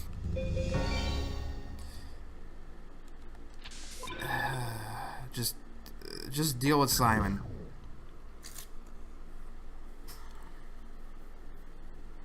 How do I only have 9? What the fuck?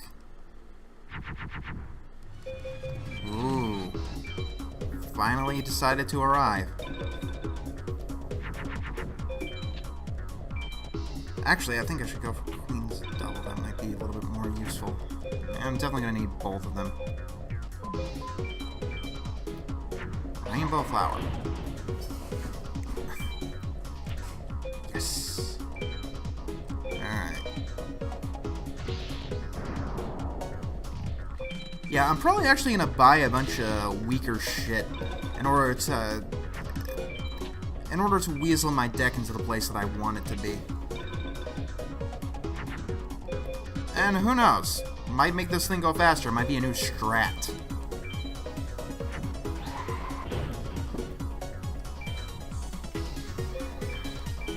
I definitely want to get rid of all the, like, aqua shit. That's for damn sure. The more I have to work with, the better. After this duel, though, I'm gonna have to take care of something. Things are going on.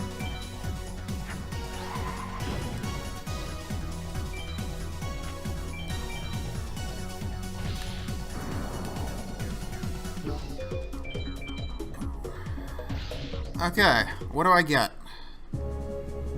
I'm legitimately interested. The Blackland Fire Dragon. The Blackland... I'm almost laughing.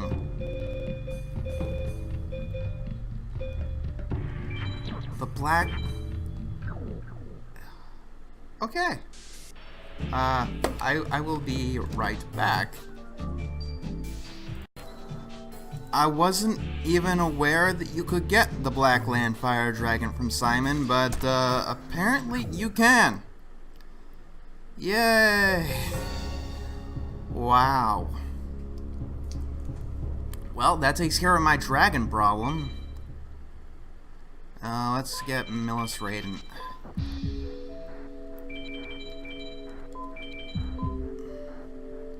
I don't think it changes my plans much. I might want to buy a cheap Thunder Monster.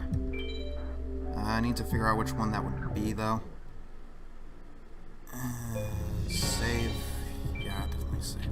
Oh, I should save it after I built my deck. Alright, let's see. Who to dump? What don't I need? Oh yeah, the fucking Aqua monsters.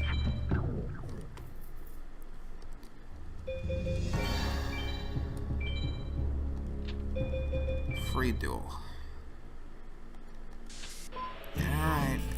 Let's round him out at 15. And who knows? He might get me something useful. When I get these guys to 100, I'll probably pick a different opponent. And you probably thought that was something like a joke. It really, really wasn't. We will be doing each of these guys at least 100 times. They each have more than 100 drops.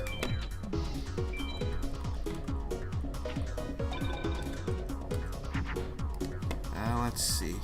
Oh, cool. Blackland Fire Dragon is already out there. Actually, I can... Blackland Jungle Dragon.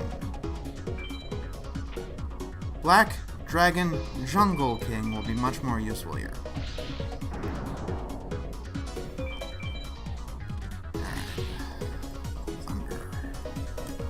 cheapest thunder is La La Layun at 25 starships, which is definitely reasonable. Hey, that doesn't go together. Yeah, Mocha Mocha.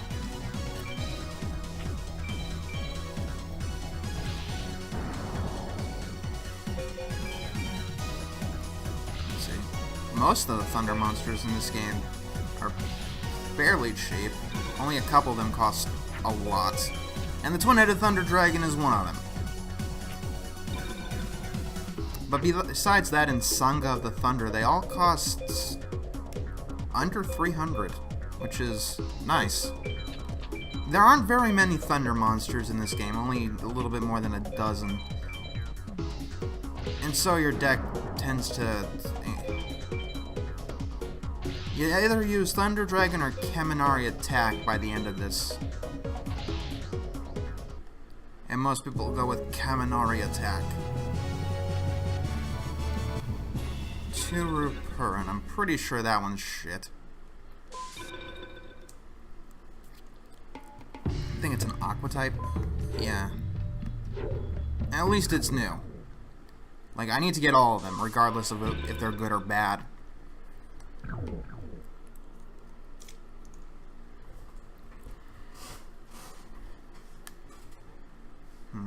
Bolt Escargot. Let's see. Let's go with the Rainbow Flower. Not Rainbow Flower Wolf. What happened in my head there? Judgment only costs 1,000. That's interesting. Yeah, that only increases Dark Beasts with a horn. Because that's not selective at all.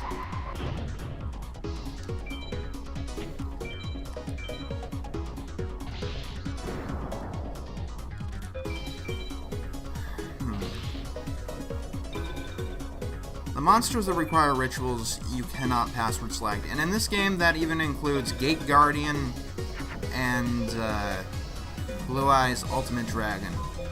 Monsters that require 3 or more fusions.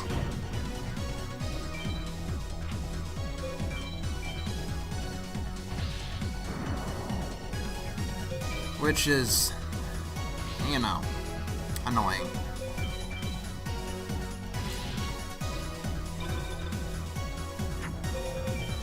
Honestly, considering what I've got for him, I might as well just keep going after Simon. I'm genuinely curious to see what else comes my way.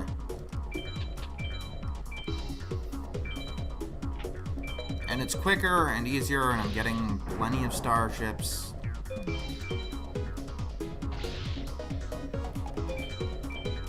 I should definitely be saving up for the Millennium Shield at 200. King Fog. I'm not familiar with that one.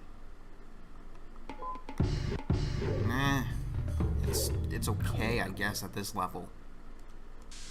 I just don't want another Fiend in my deck, you know? I don't think Fiends fuse with anything.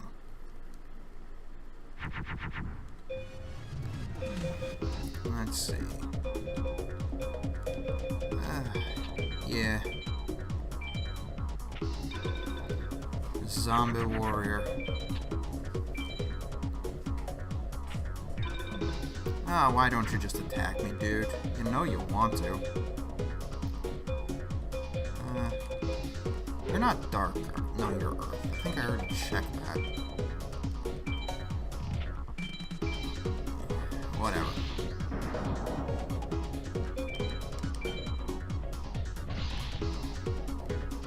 Let's see.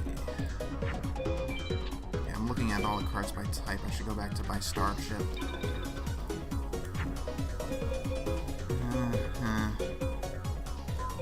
Yeah, let's get a Cyber Soldier on the field. That's something I can make.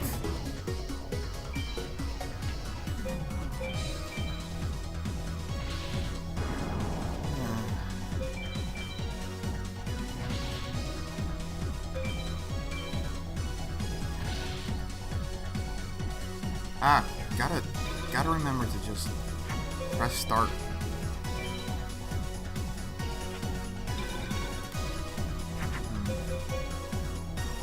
Oh, would you look at this?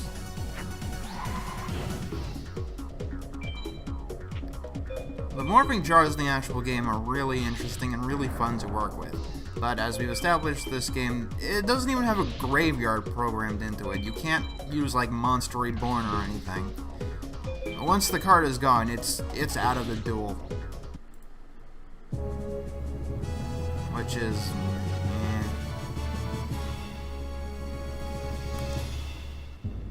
Dark Plants. Not bad.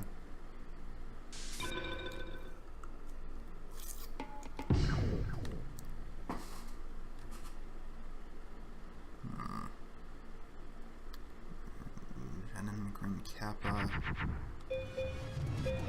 Let's see. Well, this should definitely make the 7-colored fish.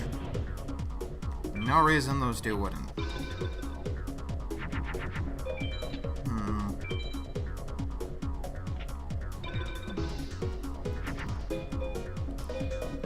Let's see. Dharma Cannon.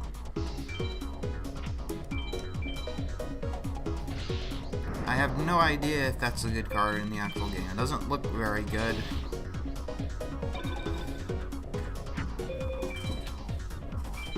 But, who knows, appearances can be deceiving.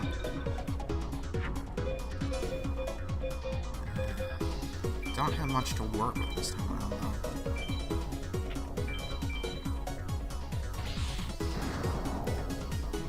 Hopefully I get a good card.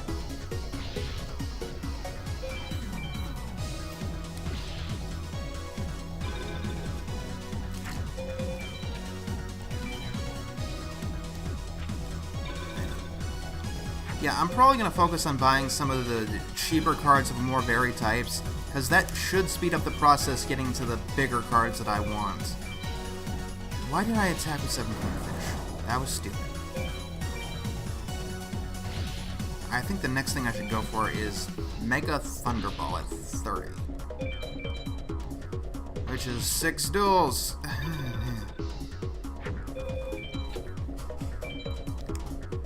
It's always fun to just go out in as many duels as possible. Yay, it worked. It's pointless at this point.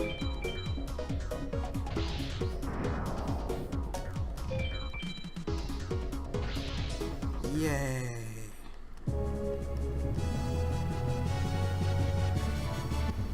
Mystic Lamp. Definitely not my favorite card. I mean, it's useful to make Yushi Oni, but that's about it.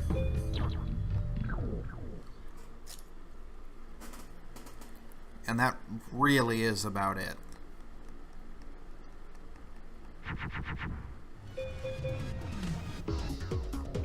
The Judgment Hand. At this point, there's almost like no way for me to lose to this guy.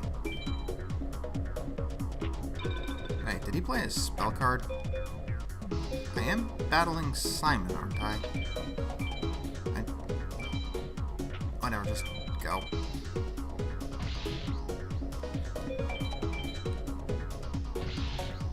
Kinda threw me off.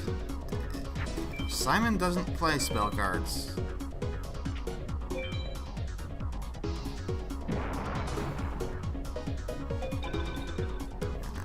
Maybe I hit the wrong guy, I don't know.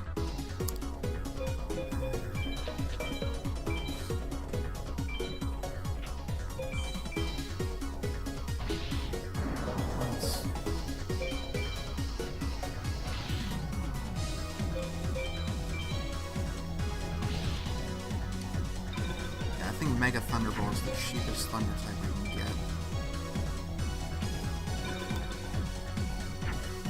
Which is fine. Let's get the Flame Swordsman on the field.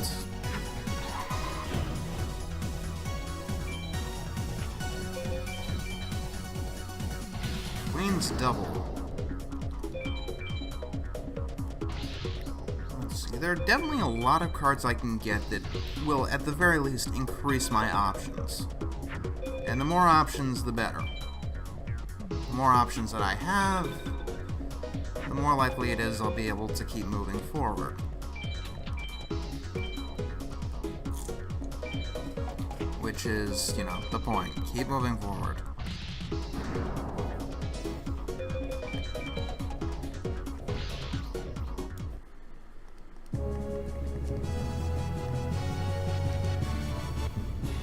That's a dinosaur, and dinosaurs are alright. It is better than the dolphin, I guess.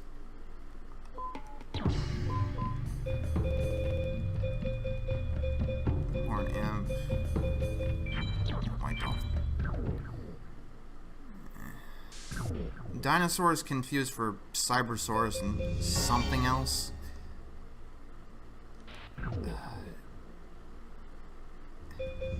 I love being one star chip short of everything. That's my favorite part of the game.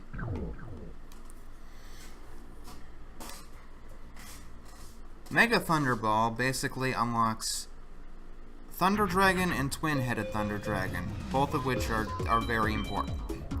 Oh, Twin-Headed Thunder Dragon more. Which is interesting because Thunder isn't very useful in much else, and most of the cards are pretty weak. In a sense, it seems very limiting to have Twin-Headed Thunder Dragon in your deck, or the Thunder monsters to summon it.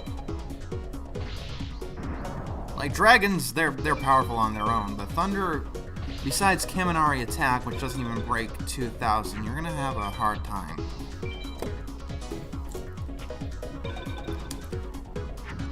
Especially as the game gets later. Do I get Stone Ghost? No, because that card is... Okay, Shadow Spectre's definitely got the next thing to go.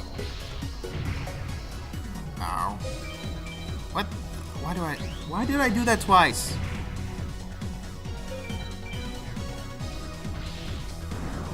I'm a genius. A Yu-Gi-Oh! Genius. I swear to God.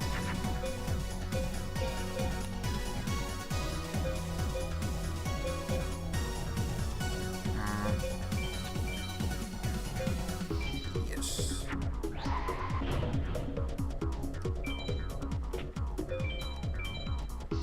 Yay, I actually got through. Sinister Serpent in the actual game is a card so good that it got banned.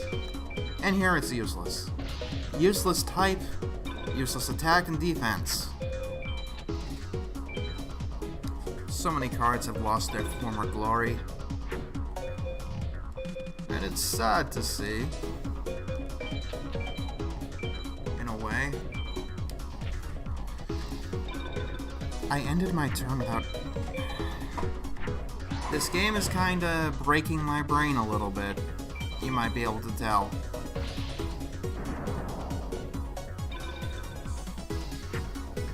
Next time, who knows, he's going to be able to pull out something dangerous. Stone D. Well, yes, the Jungle Dragon is much more powerful. At this point, it doesn't matter. I just wanted to unlock some more... I wanted to see some more stuff in the library, I guess.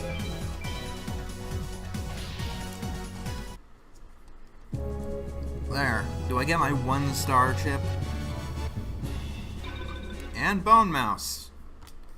That's not useful at all.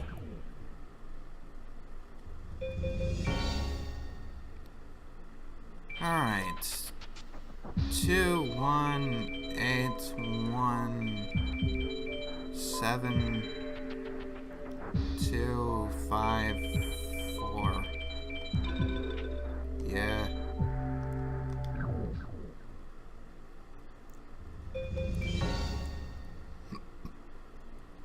Alright, have access to the Twin-Headed Thunder Dragon.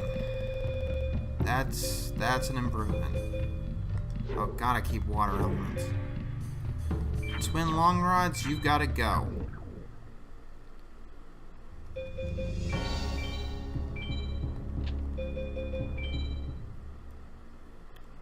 let's see.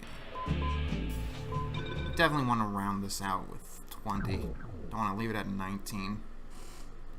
It just doesn't seem right.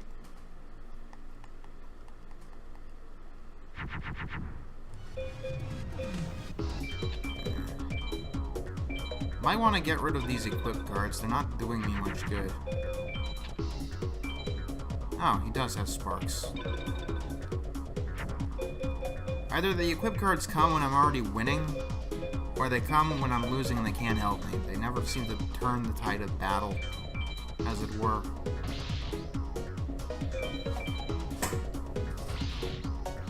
And now we do the grand task of saving for a 200, so we can get the Millennium Shield. The Millennium Shield, at a certain point, is going to become mandatory to get further in the game. It is very useful. And this is Cybersaurus, the primary dinosaur fusion.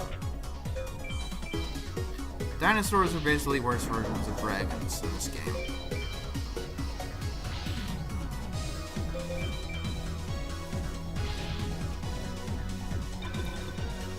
I'm just gonna get through this quickly.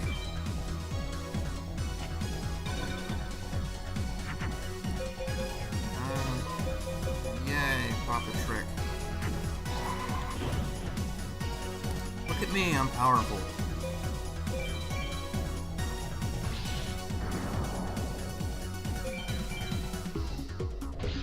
And we win! The 20th duel with Mr. Simon Burson. Wonder if I get anything good this time. Leg haul, that's useless. Insects, with the exception of Joragum, are not very useful in this game. You can get the Cockroach Knight, and that's about it. Makes it odd that I died to Weevil, but what can you do? Ooh, this is nice. I like this hand.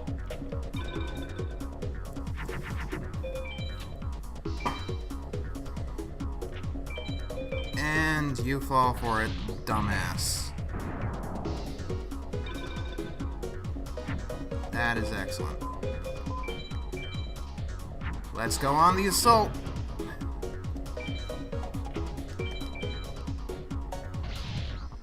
This will put me at, I think, 13 star chips, which means I can get the 10 star chip. There's not much useful, like Swordsman from a Foreign Land, Steel Scorpion. I mean, they're not the worst. Zone Eater is. Fuck Zone Eater. Ugachi, that's useless. Skull Servant. I mean, the types are alright. Mods Turtle. I think that's an alright card, if I remember correctly. Alright for an Aqua type this early in the game. If you had Yumi, it could really help you.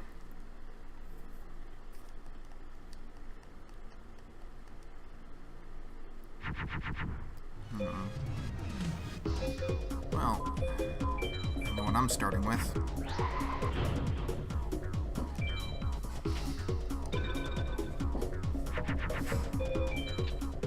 Let's see.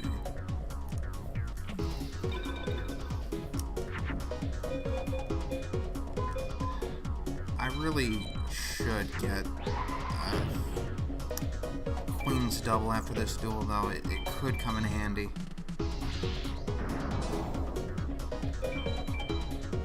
It's a warrior and it's a female card.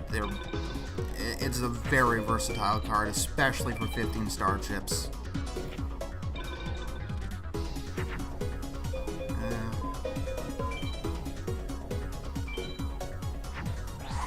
Probably could have been equipped Beast Things to it.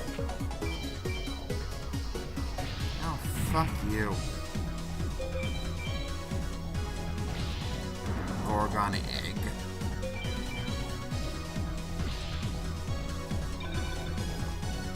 At 20, I can get not much, it seems.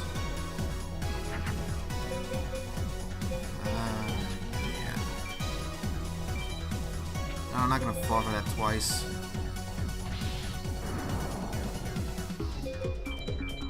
Actually, I might want to get Drollbird.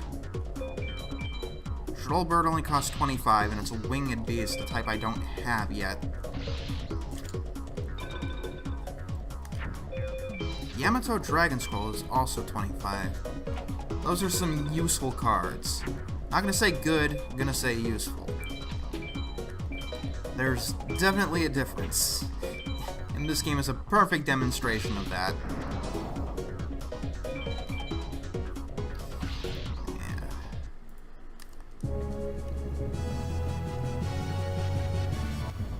Left arm, I don't think you can actually get Exodia, the Forbidden One himself. So, an Exodia victory is programmed in the game, but the opponents will never do it, and you can never get the cards to do it. Just like the 3D models, it's another waste of space.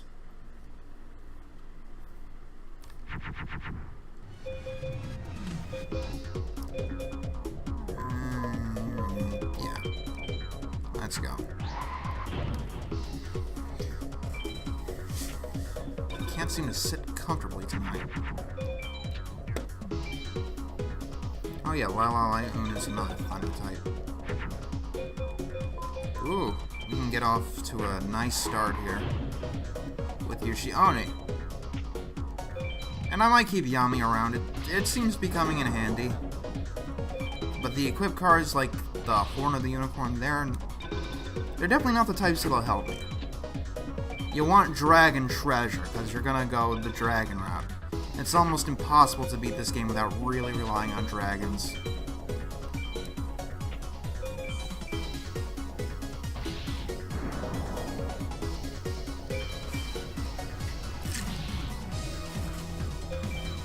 One more turn, and this will be another victory for me.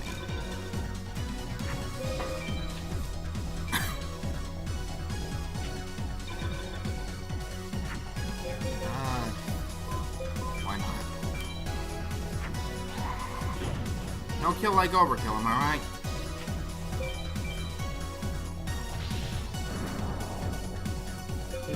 There are actually a lot of decent cards at the 25 level. Not decent, but useful. Lalalayun, Thomas Soul, Drollbird.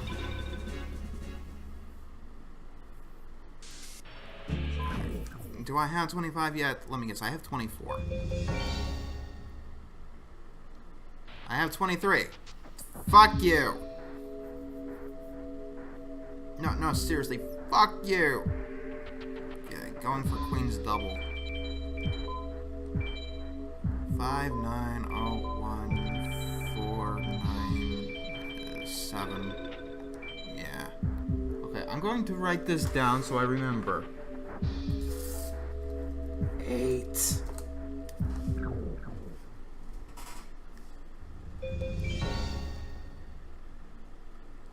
I have 8 star chips.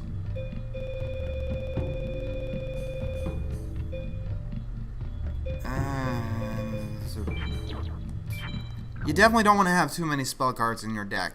You can end up getting nothing but them, and that'll be useless to you. Every spell card is precious, considering you can only play 1 card per turn. At least 1 card per turn will meet the field. And there's a reason it's not that way in the real game, because that would be annoying.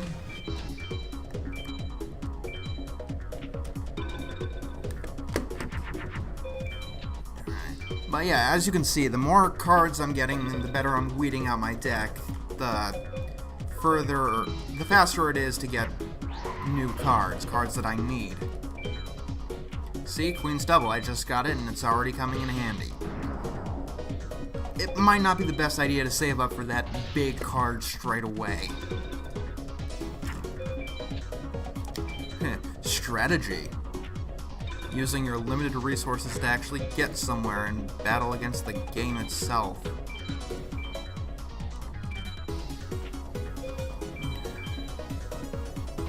S-Teching, on the other hand, is going to be a pain in the ass, and I don't think I have the means to do it quite yet.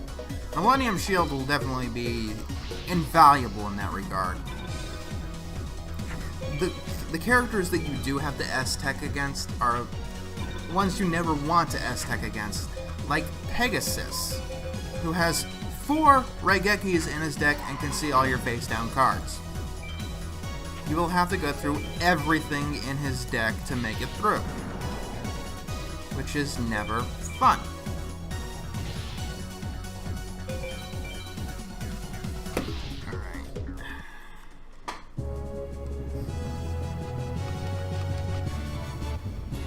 I now have 13 starships. And yes, I am going to keep writing it down so I know.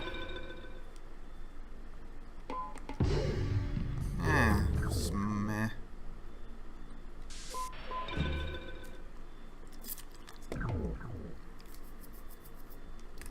Like later on, there's a couple of mages that we want to grind against. These guys ain't it. Like right now, we're just grinding for variety, not much else.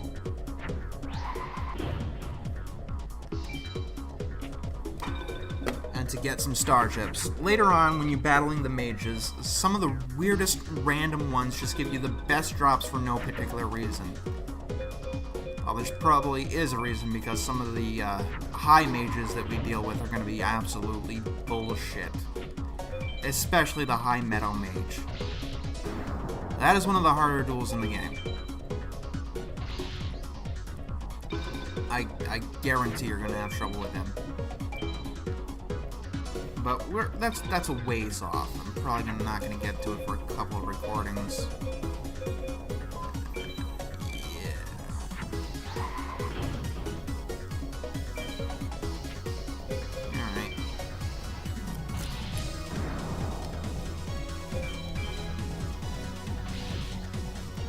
I'm definitely getting all the shit out of my deck, which is a good place to start.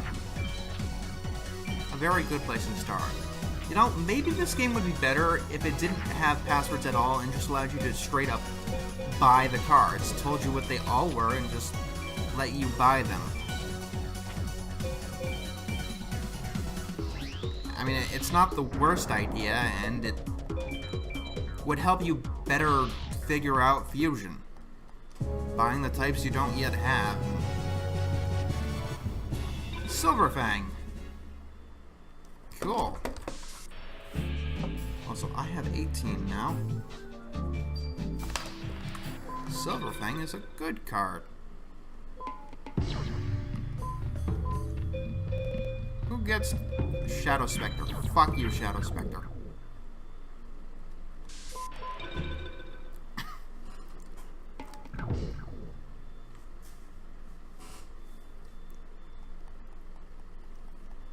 I'm gonna grind each of these guys to 20. Probably not all in this one session. But yeah, after I get to 20, I'm probably gonna battle someone else.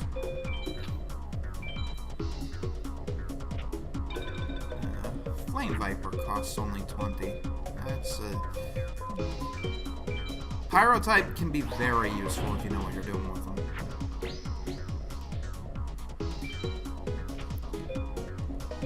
Might keep Beast Fangs around a little bit longer.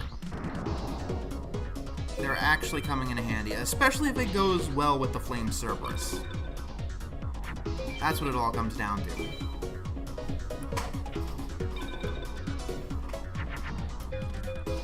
Let's see. Yeah.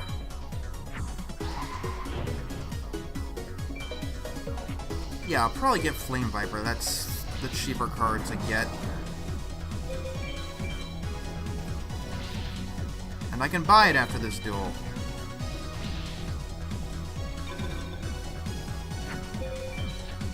No.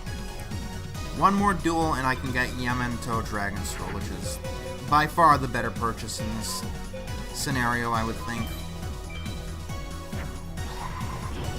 The more dragons, the better off I am. That's just a general rule of thumb in this game. Probably gonna be buying all of this shit anyway.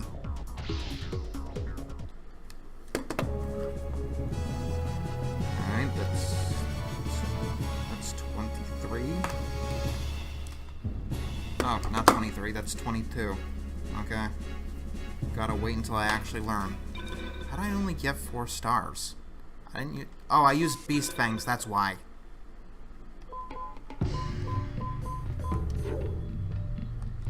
I got a fucking starfish.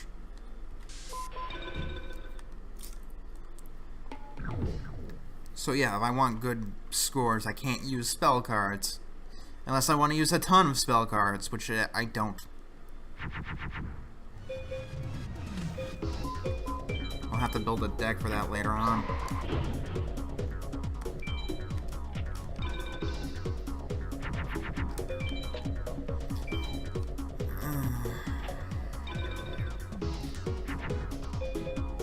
Oh. I am getting just really lucky, it seems. I mean, after those crazy drops, there's... I am just really happy with my earnings. Let's put it that way.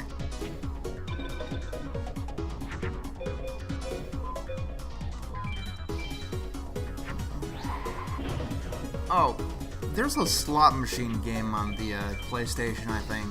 Maybe that's the game to play next. Because I don't see how that's going to be anything but frustrating and luck-based. Maybe that's something to talk about.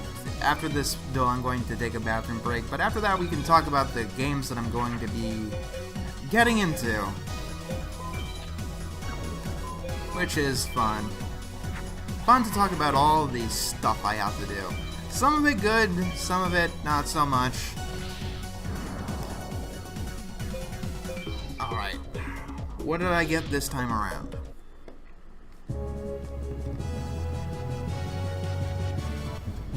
Wood Clown. Meh. Alright, I'll be right back. Alright, let's get our Dragon Scroll.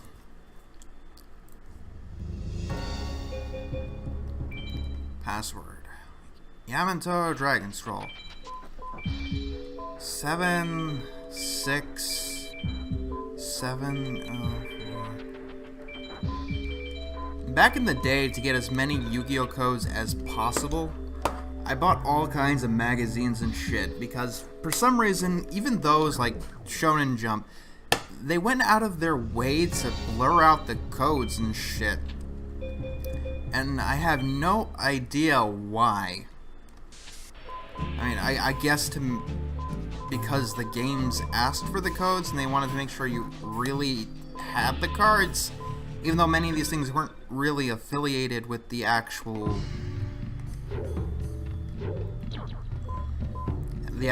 card game. But it was almost like common etiquette to just blur out the fucking cards. Where's my dinosaur? I don't want that anymore. Dragons are by far the most useless. Yamatano Dragon Scroll.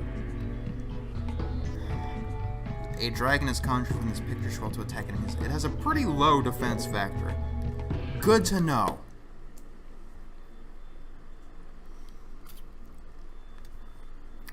Good to know, sir.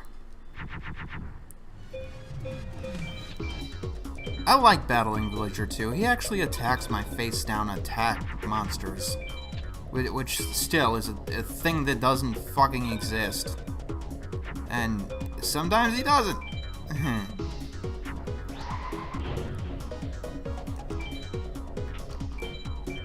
Face-down attack monsters don't exist because it's kind of ridiculous. It's obvious that this card has a higher attack. Later on in the game, your enemies will be placing things in face-down attack. If the monster has more than 3,000 attack, they will never, ever play it in defense. Even if that would make them lose the duel. The AI is that bad. And this is Metal Dragon.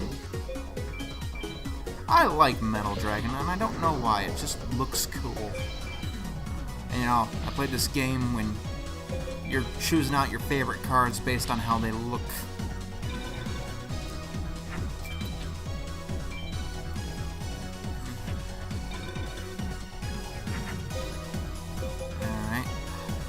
you, and you. Not too important at this point, but whatever. And fuck you. And we win!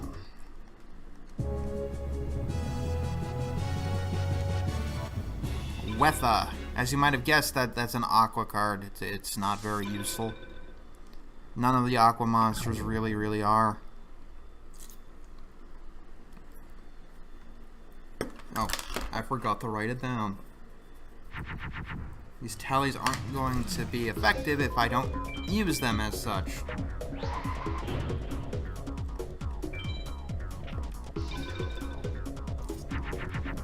Ah yes, the games I'm going to be playing. Like I said, next time I'm definitely going to play Spyro because, you know, gotta intersperse the games you enjoy. And the entire Spyro trilogy is awesome. Some of my favorite games on the system, and definitely some of the best looking on the system. They're just perfect platformers. Well, not exactly perfect. There's a little bit of flaws here and there. And in Spyro 2, I know the glitches. Don't worry, I'm gonna play through without using glitches. At least in the first run. When I'm doing the fire thing, considering I already beat it, all bets are off, and I'm just gonna try to break the game as much as fucking possible. After that, I'm probably not gonna go straight to Crash 2. I do want to mix things up a bit. Crash 2, though, is definitely gonna be coming along the way. It's the easiest of the Crash trilogy to beat, but it has the most... You're gonna have a hardest time 100%ing it by figuring out where everything is. It has the most of what I like to call cryptic bullshit. It is very difficult without a guide to figure out where all of the colored gems are. It's not as simple as getting to the end of the level without dying like it was in Crash 1. You actually have to do some weird shit to get the colored gems. But I played it so much, I did beat it originally without a guide. Just out of sheer curiosity and looking around every nook and cranny. Alright, 12.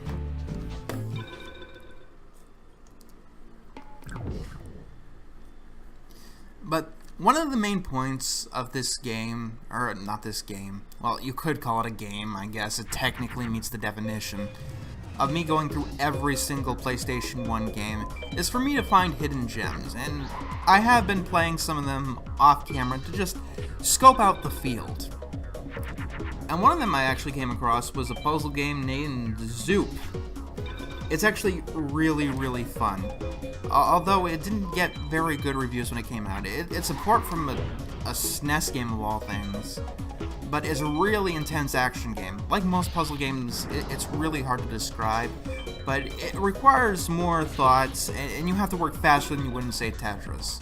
I'm not too into Tetris because I actually find it really easy. Like, I know that might sound pretentious or whatever, but I've never had a hard time with Tetris, and it's so slow to me, you know? I can get pretty far without really trying. The puzzle games that I like are the much more action-oriented ones, like Zuma, for instance. Zuma is my favorite puzzle game. One of them, at least, because it is very intense.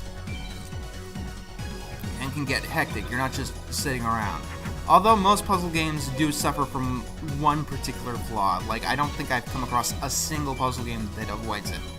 And that would be a slow start. You know, at the beginning everything is so slow that no matter who you are, you can get through without any trouble. It's great for a newcomer, but for a seasoned veteran to the puzzle game, it's just dull. And that makes it harder to pick up and play. Rock Ochre Grotto 2. But yes, speaking of Tetris, there are actually 2 Tetris games on the PlayStation. Tetris Plus and the next Tetris, which should be fun.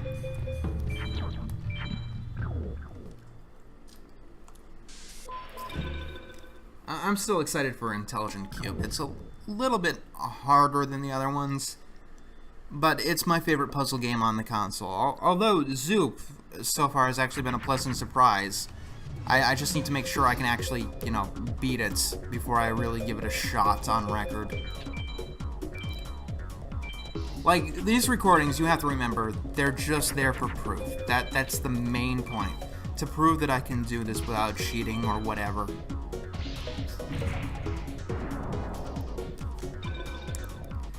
So I'm not going to focus 100% on recordability and whatever.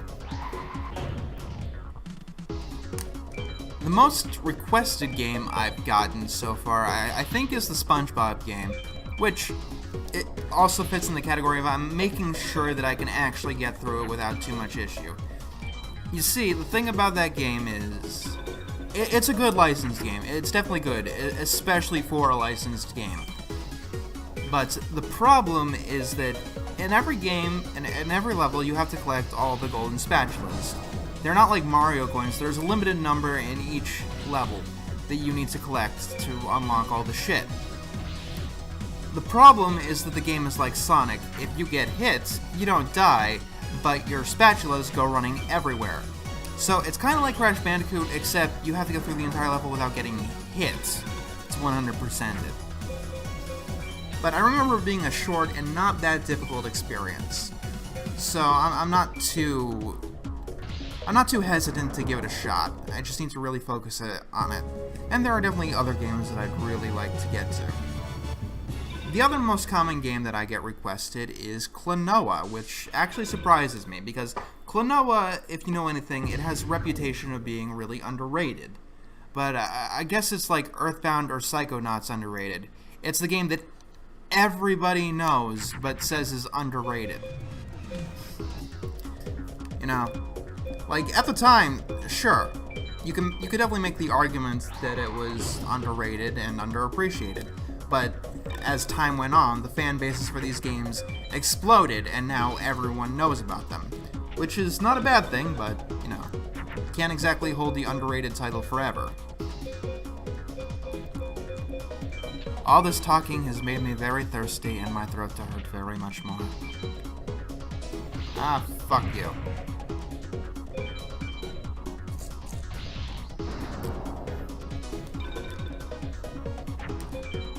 I also do want to intersperse more bad games in the mix. Like, one game that I have on my hard drive right now is VIP. Specifically because that's apparently, like, the easiest game ever. It's, like, insultingly easy, which might be, relaxing to get through, I guess, is not the right word.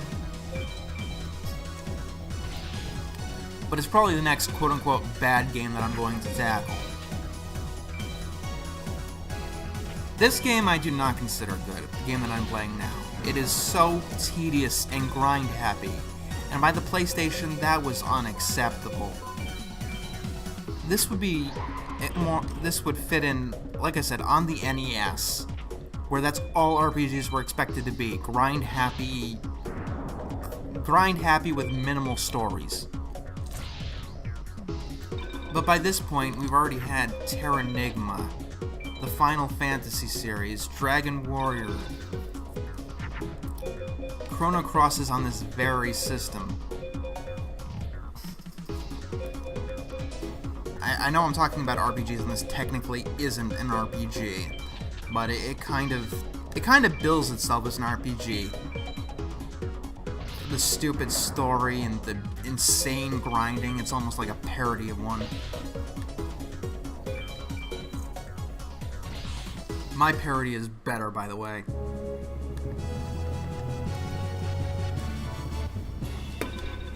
Toadmaster, yay.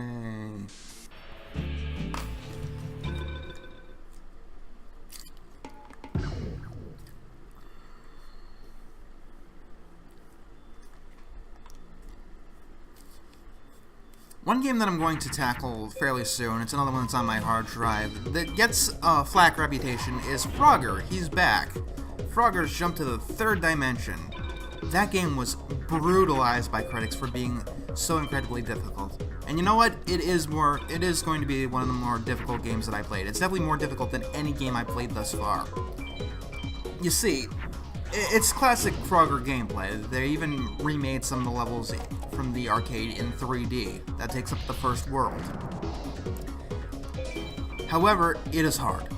It is really hard. And part of that is because of the controls, which were definitely insulted by critics. But I do think that the game is built around it, it just takes some getting used to. You see, if you hold forward in Frogger, you don't actually move forward. You move forward once. You have to keep tapping forward if you want to get anywhere. This is because the entire game is basically grid-based, and you don't want to go flying too far or you will die. And also, it's a very important game to control your own speed, as some things will chase you down like crazy. Actually, I think I can make this ghost. Yeah, 100 attack points. Yay. But other than that, the game is really fun, and it's a game that I did grow up with. And it's one of the more challenging ones that I've had to experience. The only problem that I have with it as, like, a highly critical adult is that many of the levels are way too big. The camera is really close to Frogger, and you have to explore a lot in a game that really isn't built around exploration. Like, I might have to use an overhead map or whatever for some of these levels in Frogger. Like, I'm still standing by that Tomb Raider 3 is the hardest PlayStation game that I have played, and I don't think it's going to be topped. I hope it's not going to be topped. I've looked up a bunch of lists of the hardest PlayStation games ever because I want to see what I'm up against. And one thing that really comes up a lot is Alundra, which is confusing to me because it's basically Zelda: A Link to the Past on your PlayStation. And I don't think you can make that very hard, unless you go straight up, like, bullet hell. Some genres you can make very, very difficult, but it's hard for me to imagine a super difficult Zelda-style game. You know, unless you make, like, the controls clunkier or whatever, some cheap tactics like that. But Alundra is often considered one of the best games on the PlayStation, so I don't think they did something like that. Maybe it's just cryptic. I don't know. I've never played it. But it's definitely one of the games I'm more excited to tackle because, fuck, a Zelda game I haven't played? Why the hell not? It's almost always a good experience coming across games that take a lot of cues from Zelda. Like Beyond Good and Evil, that game takes quite a few cues from Wind Waker. Although, Beyond Good and Evil turns into a stealth game halfway through for no fucking reason. Well, I shouldn't say no fucking reason, there is a reason in story. I just don't like stealth games. I'm not even gonna get to play Beyond Good and Evil for this, why am I talking about it? Beyond Good and Evil is an amazing game, by the way. Sorry if it sounds like I'm shit-talking it. It's in my top five favorite games of all time. The Wicked Worm Beast. We're back to 27, which means I can get another thing.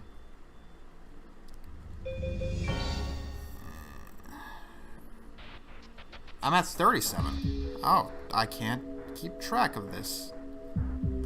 Let's see, is there anything... I might as well just go for Electric Lizard. Yeah, I don't see why not.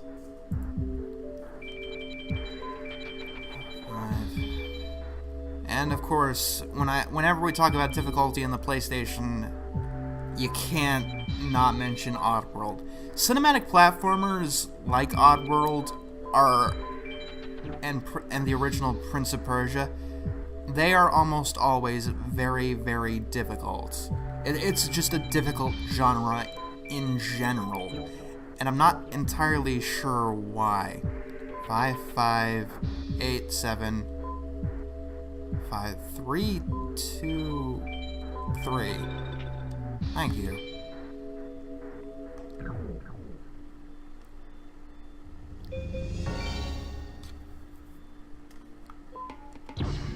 But yeah.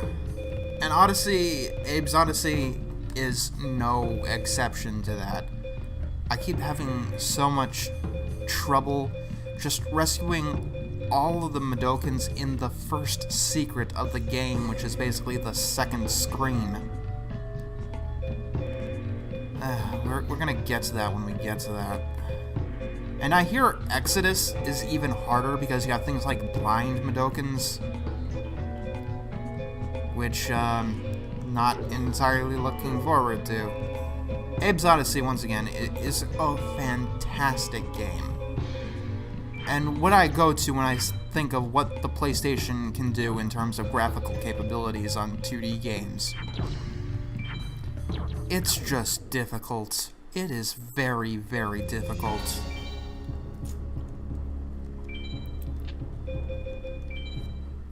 I've never been able to beat Odyssey. Abe's Odyssey. I always got stuck in the Paramites or the Scrabs. And you know, when you get so far as that, you decide, I can't get any further, then you restart and try the other temple, and you get the same problem in that temple, and it just goes on, and you're starting the game over and over again, and doing Rupture Farms like a million fucking times.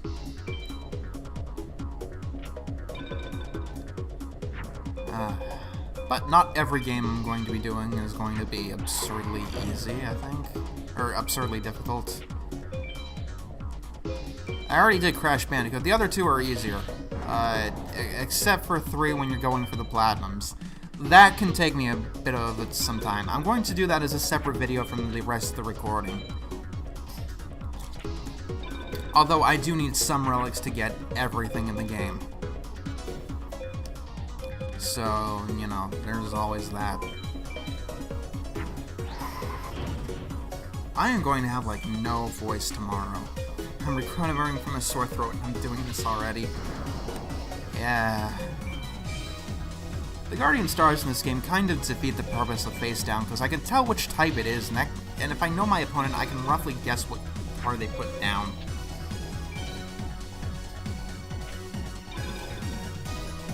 Let's see. Let's get Nekogal going. Torite looks like it should be a dinosaur, right? Not a beast type.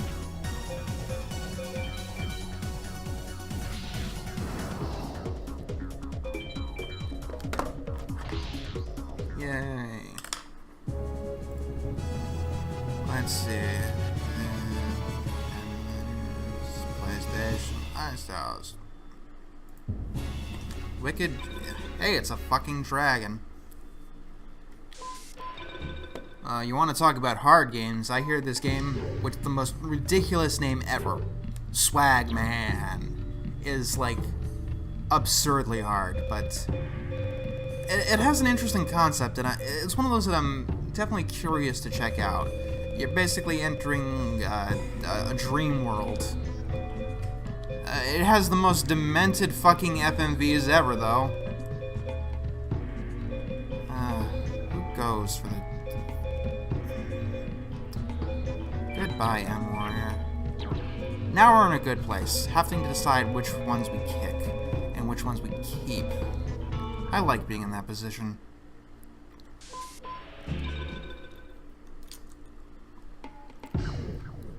Let's see. There's billiards. That might be interesting. Yeah, there's a bunch of sports games on the PlayStation that are basically just the title, like billiards, or bowling, or card games. And they all roughly have the same graphics and sound effects. I'm pretty sure that they were made by the same company. And there are a million of them, and they're all kind of mediocre.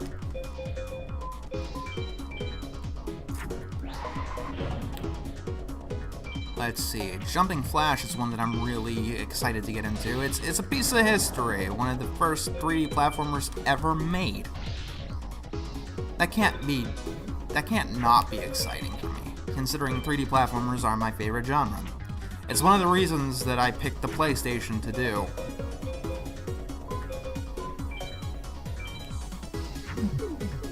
Okay, what the hell? That was a beast type, right?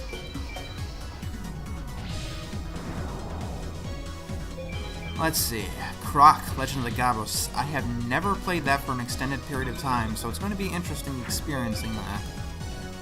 I'm not too keen on its tank controls. They're definitely better than the infamous platformers on the system, but 3D platformers should not have tank controls. No matter how good they are, they're almost always better without tank controls. I don't think that's an almost. I think that's just a general rule of thumb. If you're making a 3D platformer, do not use tank controls. But yeah, I got a lot of 3D platformers on my plates. Pac-Man World, that's a good one. Gex 2 and 3. Definitely interested on Gex 1. I remember that being really, really tough when I was a kid, but that's maybe because it didn't have a save function. And I'm just going to be blunt. I'm going to be critical on every game on this system that doesn't have a save feature. By Super Nintendo, it was inexcusable to not have a save feature. By PlayStation, that is an amazing flaw. And I would say one of the basic requirements. Yes, Gex has a password functionality, but even the launch titles on the PlayStation had save functions. And I know that Gex was originally a 3DO game, but the 3DO also had save capabilities. I mean, NES games could have save functions. This was 10 years later. You should have figured this out by now. How is this still a problem? Speaking of the launch titles, I'm just going to be blunt and say that I don't think that the PlayStation 1 had a very good launch. Like, I mean, there were definitely some good games at the time, like the original Rayman. I haven't played that, but I hear fantastic things about it. You know, with the exception of, once again, its difficulty. But, it had Street Fighter, the movie, the game, as a launch title. And that's just embarrassing. Like, I can't believe I'm saying that in hindsight. Street Fighter, the movie, the game, was a launch title. Other than that, you've got, I think NBA Jam. And there's also Kill League. I played this game for so long. Basically even made it a recording of it to begin with for practice. And my god, I had such a shitty time with that game.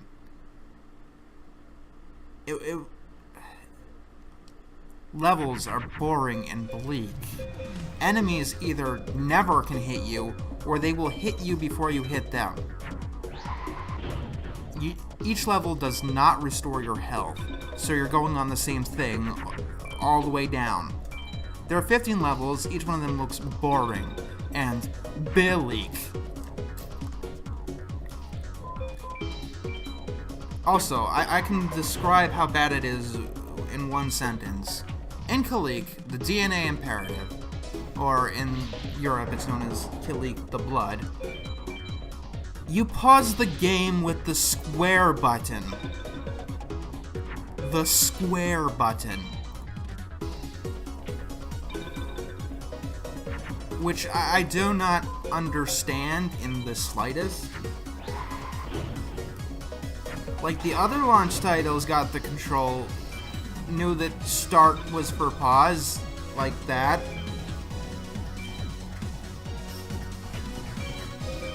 But, not Kalik. They want it to be different. It's a first-person shooter where all of the walls are very tightly packed. You're basically you're going through some repetitive hallway bullshit. So, it's a first-person shooter where you can't circle strafe. You're never gonna predict some of the enemies that come at you. When you're running out of batteries, there's this repeated grating voice that tells you your batteries are low. You're interrupted every few minutes by your partner, Carlos, who doesn't tell you anything of relevance. Like, I'm gonna say it. I had more fun playing through Rascal. Because at least there were some ideas there. Kalik was just so bland and boring. And you were going back and forth through these gigantic hallways. Ooh, Armored Zombie. That's a great card.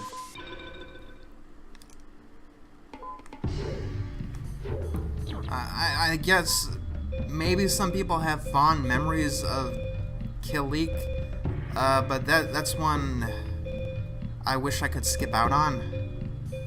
It's not a good.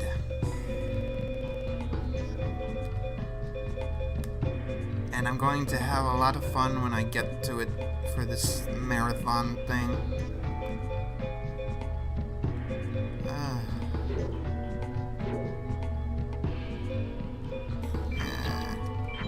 Place a zombie for a zombie.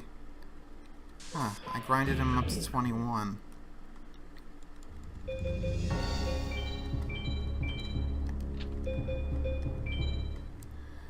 Build deck. Not build deck, I wanted to go to password, see how much I have. 20. Is there anything good I can get for 20? Oh, Flame Viper. Yeah, I'm not even really paying much attention to what I'm earning now.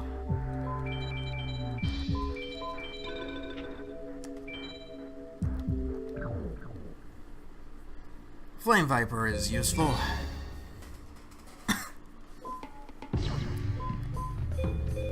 Oh, let's see. But yeah, Kalik, I think maybe somebody somewhere has fond memories of that. But I couldn't really imagine why. There are much better first-person shooters on the PlayStation, and pretty much every first-person shooter on the system is way out of date. Like, if you didn't grow up with console first-person shooters, you're generally not gonna like them. Even ones that are super reputable, like GoldenEye 007. If you didn't grow up with it, and you're used to playing more modern first-person shooters, it is like hell trying to learn how to play that game. And yes, I'm trying to go after Seto. Keep things interesting. I can do that too, Seto.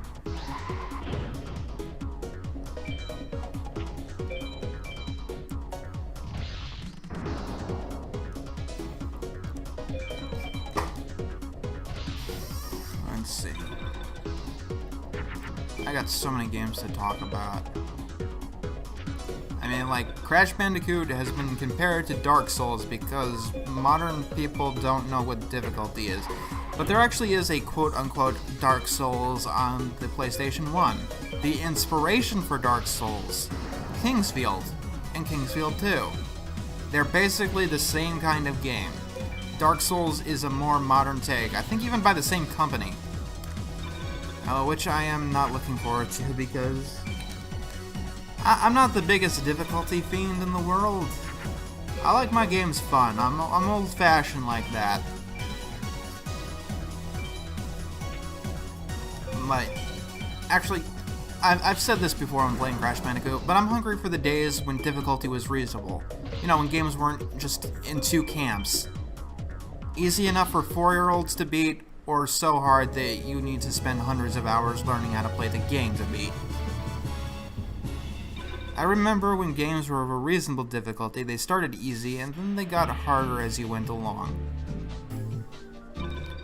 With maybe some more difficult points here and there. Yeah, reasonable difficulty curves, that's what they called it. And at this point it seems like ancient history.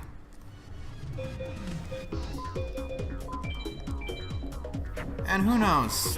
Maybe it is. Maybe it is. I looked at Steam, and apparently a Slime Rancher game is making the rounds, which is interesting because I gotta play a Slime Rancher game. That's a series that I've heard about, and just from the title, it sounds pretty fun, but I never actually got into it. Considering they're still making new games today, I'm expecting good things from the PlayStation Slime Rancher. It sounds like a fun concept, that's for sure. Maybe it's like a pet simulator kind of game. I just hope it's different than your standard fare, because that's what I'm actually looking for, more than the hidden gems. The weird experiments of the time. You know, the PlayStation is what I think known for variety. There's a ton of games of all different types. Games you'd never even think of today. Like, for some reason they put RPG Maker on the PlayStation. And I'm going to need to figure out how to quote-unquote 100% that later on. I don't know exactly how I'm going to do that, but I will figure it out.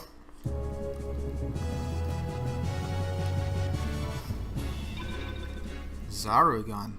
That's a nice one. Not. Okay, it's absolutely impossible for me to beat Hashin, so I'm not even gonna attempt that one.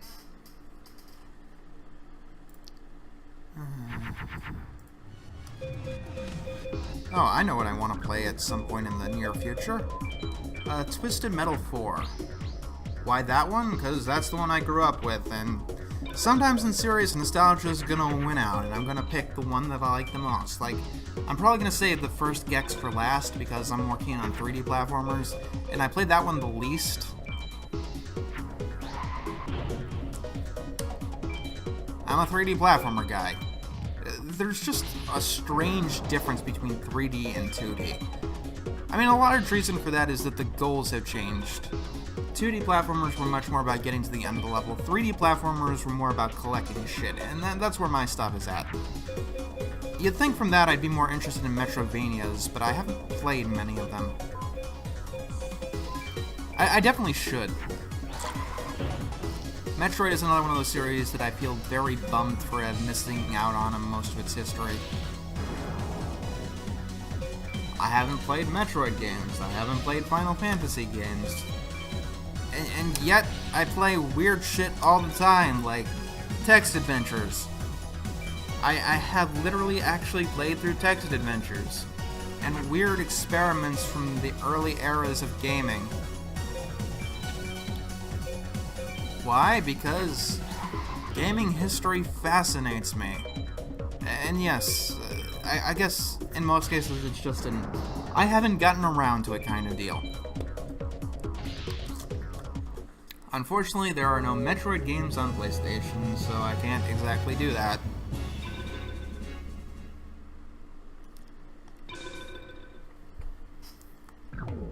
Maybe I'm wrong, because technically there's a Zelda game on the PlayStation with Alundra and Alundra 2.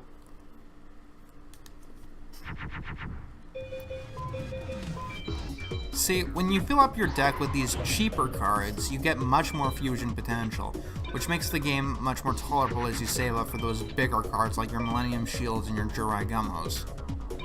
You don't want to just start saving up for Paradragon, that'll be tedious and it'll take you forever. But yeah, I might want to start saving up for the Millennium Shield now.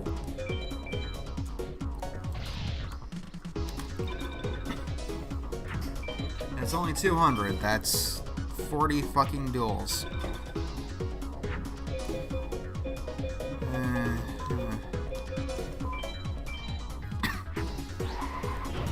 Why am I battling Seto? I don't know. He's not giving me any interesting challenge. Like, at this point, it doesn't really matter who the fuck I battle. Might as well just keep going after Simon. Not because he gives out the best stuff, but apparently he gives out the best stuff, but he's the quickest to just grind to 0. He never starts by pulling out a fusion on you. which is a big plus.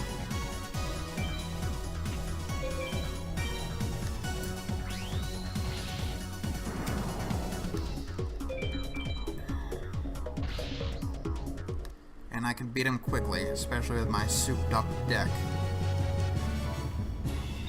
Gale Dogra, I have no idea what the fuck that is.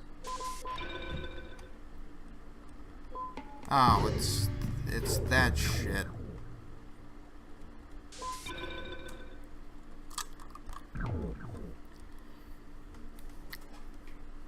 Let's see, Treasures of the Deep. That has an interesting concept that I'm definitely interested to see. Don't know how good it is, but always a fun thing to experiment. Family Game Pack, that sounds fun. Herc's Adventures. I hear that that's basically Zombies Ate My Neighbors, and Zombies Ate My Neighbors is like in my top 3 favorite Super Nintendo games, so I'm really interested in checking that one out. It was made by LucasArts, which definitely bodes well. Ooh, there's Medieval, although I might want to save those games for October. I'm definitely going to be doing this by then. Let's see, Metal Slug. I'm really into the Metal Slug series, or I used to be. I haven't played them much recently. But just the running and gunning in a game that's not as difficult as Contra. Yeah, that's basically how I describe Metal Slug. It's an easier Contra. And the difficulty in Contra is what keeps me away from that series. Reminds me, there's Contra games on the PlayStation. And ones that apparently even the Contra fans hate. Let's see, Lego Island 2. I really wish Lego 1 was ported to the PlayStation. They could have done it, I don't know why they didn't.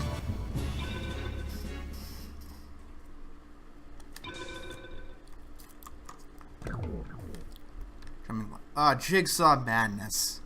It's Jigsaw puzzles on your PlayStation. And there's about 100 puzzles. Which is going to be... Also, the game doesn't have a save feature, so I have to beat that entire thing in one go. That's what I'm going to consider another long game. Technically, I have to beat it in one sitting, though. Ah yes, there's also Parappa the Rapper. I keep getting requested that, probably because I keep asking for short games. And Parappa and the entire, I guess, trilogy on the original PlayStation, Viv Ribbon and Jam Relant Me, they're all quick games. The problem is, you know, talking over it is hard to kind of make that interesting. So I've been kind of reluctant to do those. But if I need small games while I'm doing stuff like this, probably gonna have to.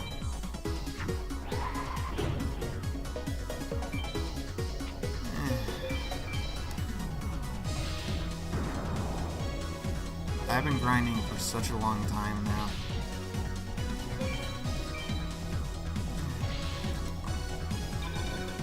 Ah yes, Roll Away. I've tested out that puzzle game, and it's another really fun one. I don't know why, but the PlayStation just has these oddly interesting and unique puzzle games. Like, I think of the PlayStation era as the golden age of 3D platformers, because that's where they really were getting into things and really flooding the market, I guess.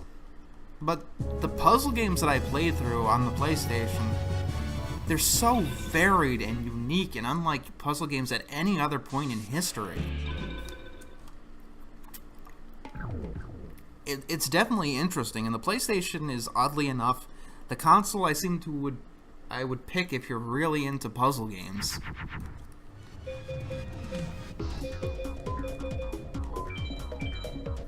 Some of them are in 3D, some of them not, but they're all interesting. Roll Away, Intelligent Cube, Zoop, Next Tetris, Tetris Plus. And those are just the ones I played. Never mind the ones I haven't played. Then again, there's always Jigsaw Madness, which is Jigsaw puzzles. It's just fucking jigsaw puzzles. And not even really good jigsaw puzzles like those 3D ones. The problem is that in that game they tend to take stock photos that aren't really conducive to jigsaw puzzles. Like, some of them have massive areas of nothing more than like green or blue or just one solid color. Okay, the Wicked Worm Beast for some reason is not a fucking beast. I wonder.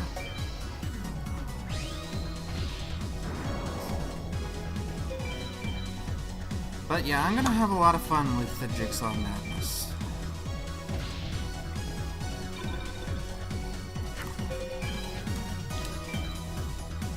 And then... oh yeah, there's also Devil Dice, which I'm having a hard time actually figuring out how to play. It's a unique game, though. Another unique puzzle game. Oh, you want to talk easy games on this system? You want to talk Floating Runner. Floating Runner is like the easiest game in history, except for the final boss. You see, in that game, you know what happens when you die? You get to continue. Right where you died. Infinitely.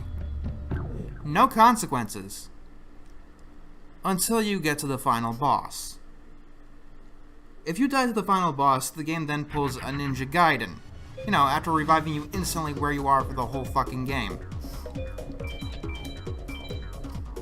But if you die to the final boss, it sends you back to the beginning of the previous level. Not only that, it takes some of your maximum health. And if he takes away all of your maximum health, as he'll take away more and more for every single time you die, which is more likely every time he does it. If you reach 0 health, it's game over. Like, the only way in that game to game over. And you get sent back to the beginning. And there's no reason not to keep playing through the game until you get to the final boss again. So you can practice on him some more, then he kills you, and you're forced to play the whole game over again. Which you can get through with no problem. It's a very interesting, cheap take on difficulty.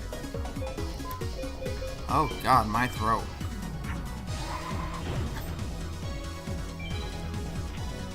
Oh, my throat hurts. God. Alright, this will definitely be the last one.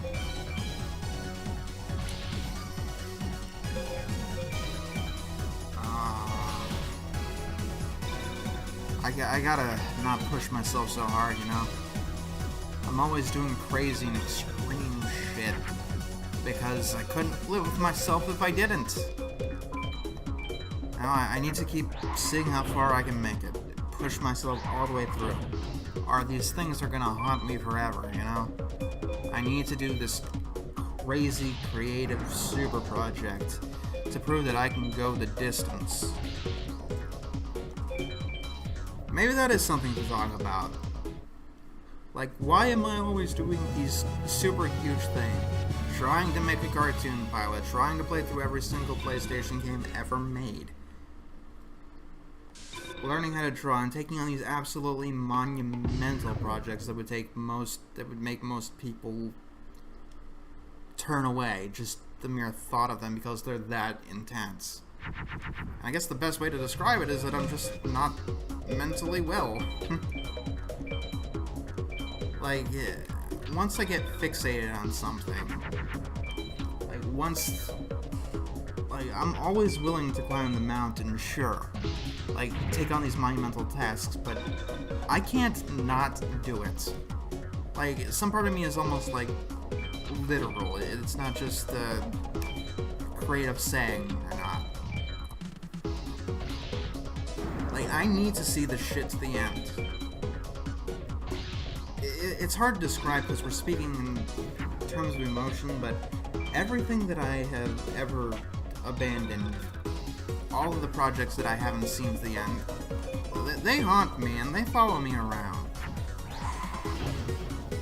Like, I got a big book of like all the miniature projects that I have yet to finish. Because at this point, that's what it is. They're all have yet to finish.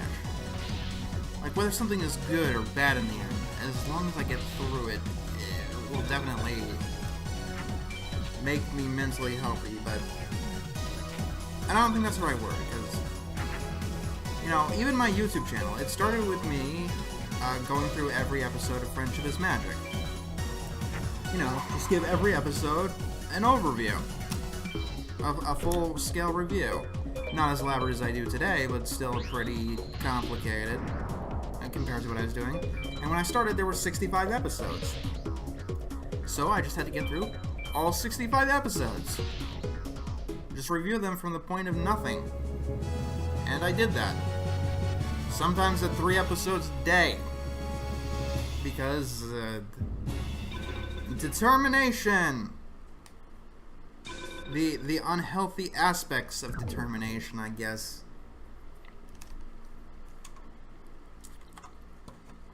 Like, maybe some people envy my massive ability to accomplish these absurd odysseys. But it's definitely a double-edged sword, and it's not exactly something I'd give up. But it does cause me a lot of strife, and it definitely makes me go on these extreme routes. I mean, it can't be all bad for you. You're 2 hours into this video that's caused by it. That has to mean something. It had to have some kind of effect on your life. Hopefully it's been a positive one. I can't say it's been negative here, because like, it gets to the point where it's just so much of who I am, you know? I wouldn't be me if I didn't have this personality aspect. That's the only way to describe it.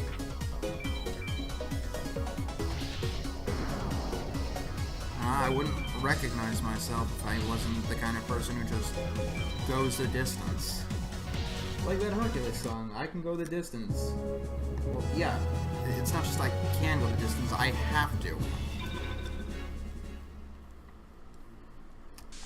It takes a great amount of mental fortitude to just stop. And coming to terms with abandoning something, I don't think that's something that I actually have the capability of doing. You know, I will beat a dead horse.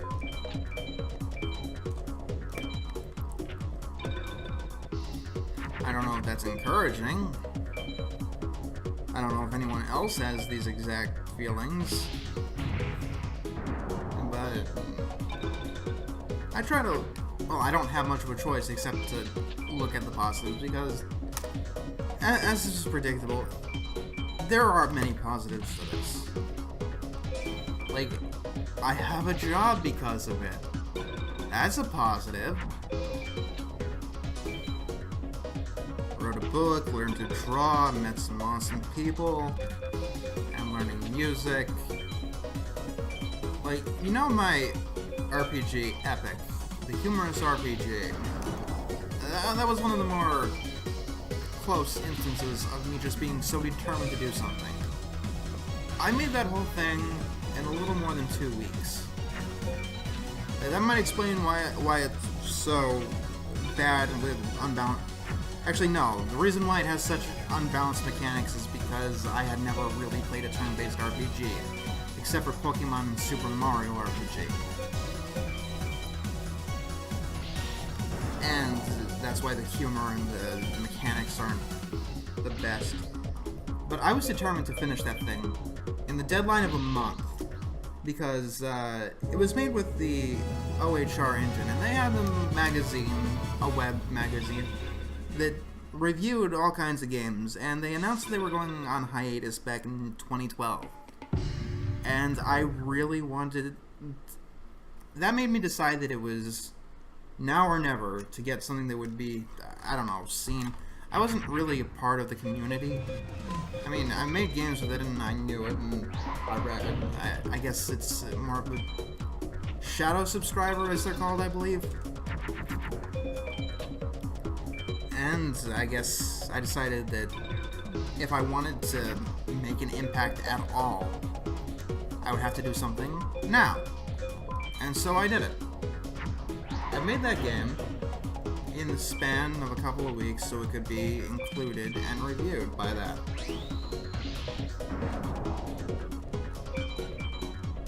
And it's...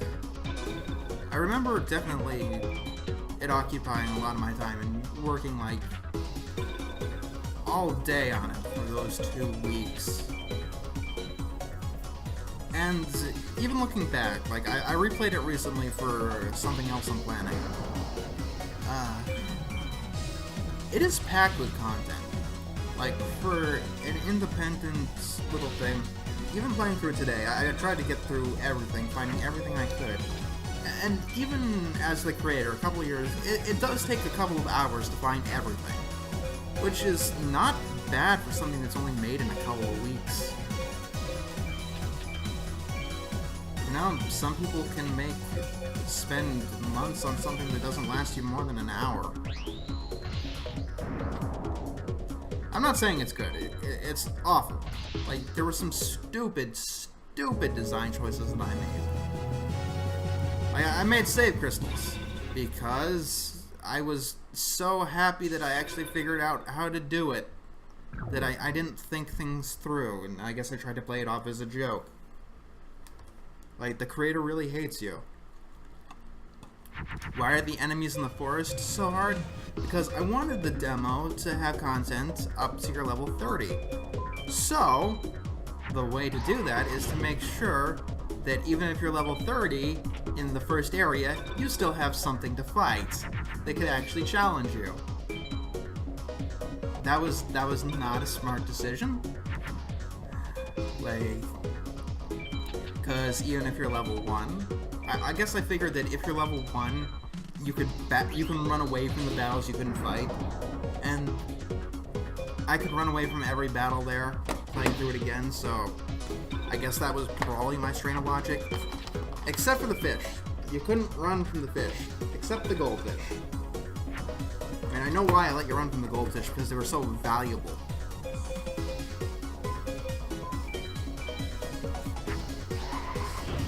But the difficulty in that game is definitely the worst aspect of it. I probably still don't know how to properly balance an RPG. Now, you battle one of the goldfish, you get Lilith, and you level her up on slimes until she can use Frost. Then you use Frost on one goldfish, and the first goldfish you fight is the only one you're ever going to have trouble with. Because after that, you get tons of health, or you get tons of experience and tons of gold. And you can buy a shit ton of potions and just kill the other fish. And then there's no difficulty until you fight, like, the Wraith or something. Which, as you might be able to tell just by looking at it, yes, is one of the few things in the game that I did draw. Like, anything in the game that looks like shit is probably something that I drew back then. I mean, I'm more capable of drawing now. Not so much pixel art, but... You know, honestly, in hindsight, I think Epic is pretty uplifting with how far I've come in certain aspects. I'm the guy who made this shitty thing just to be forgotten. Who moved on to writing books, making web content, and entertaining people. That's pretty cool. Now, I don't mean to be, like, egotistical or something, but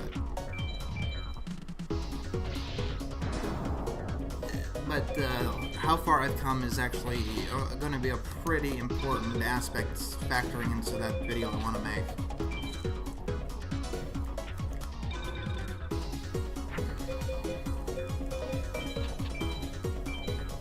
I'm definitely ironing out the kinks on that one, though. Gotta make sure that I do it right.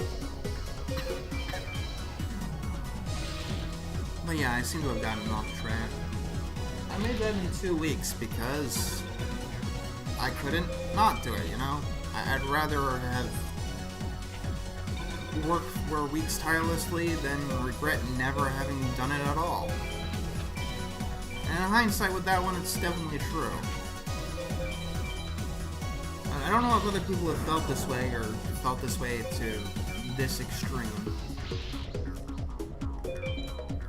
Because I feel these feelings extremely. I mean, it's a common human experience to think that the way you feel these feelings is much more intense than anyone else, and you tend to have to move on to that. That's wisdom.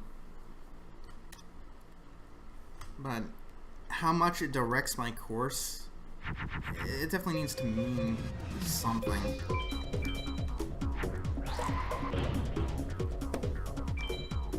Like, no rational person decides that one day, on a whim, I'm going to play through every single PlayStation 1 game released in North America.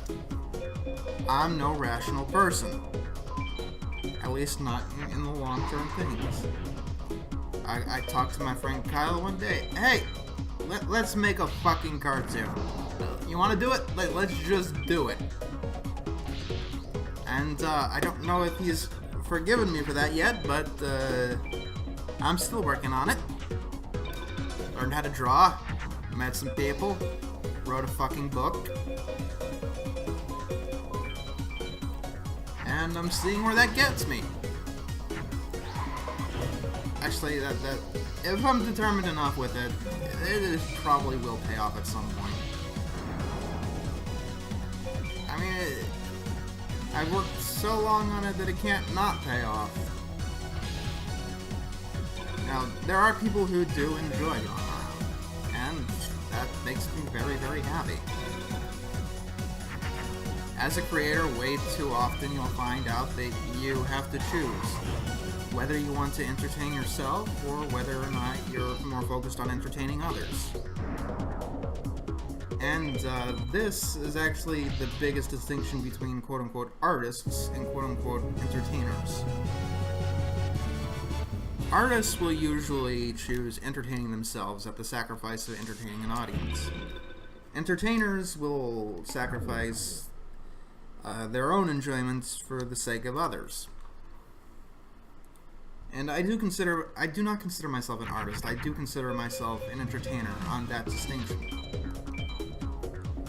Each of the paths has their own strengths or benefits. And I don't know how important of a distinction it is to make for other people, but it's definitely one important one for me. It definitely tells me what to focus on and what to keep going. Like, other people being entertained by my stuff at a certain point is more important than me being entertained by my stuff. There are some exceptions, and Going Around is definitely one of them, but my passion for a project tends to live or die on how other people feel about it, with some exceptions. Like, if something is important to me personally because it has some sentimentality, it's not going to matter if people like it or not. But other things, it's all about what people feel. And in some cases, some things are just too painful for me to work on, regardless of other people feel. I wrote something called Alone Together, which is sort of supposed to be like a deconstruction of the Family Guy type show, and that ended up taking me to some not happy places and making me very uncomfortable as a writer. And I couldn't continue it, despite people saying that that's some of my best, most true work. You know, it works both ways. And sometimes, like with my reviews, you get a happy medium. I like working on it, and everybody seems to like watching it. Well, most people. I wouldn't be able to make a career off of it if people didn't like it.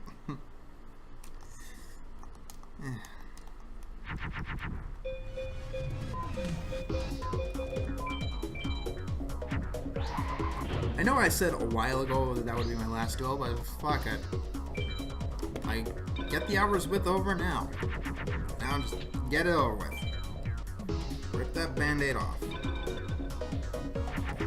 Who cares if I fry out my vocal cords? It's only my job.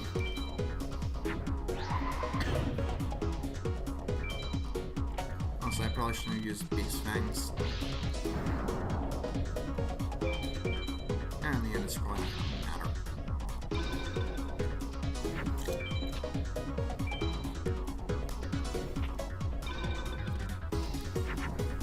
I'm not going to be trying to S-tank any of these guys until the very, very end. After I get through the entire campaign. I don't really think I need many spell cards. I don't think you can win. I don't know if the Swords of Revealing Light are in the game. Well, they're in the game. I don't know if you can win them. They're the only spell card I actually find relatively useful.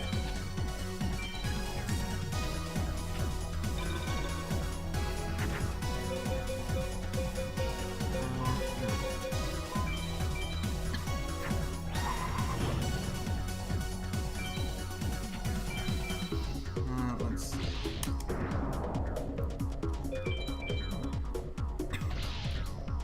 Yeah, I got a book just filled with first chapters and stuff. I mean, you definitely don't want to throw away any of the things you worked on, but every single one is basically a taunt of things that I haven't finished.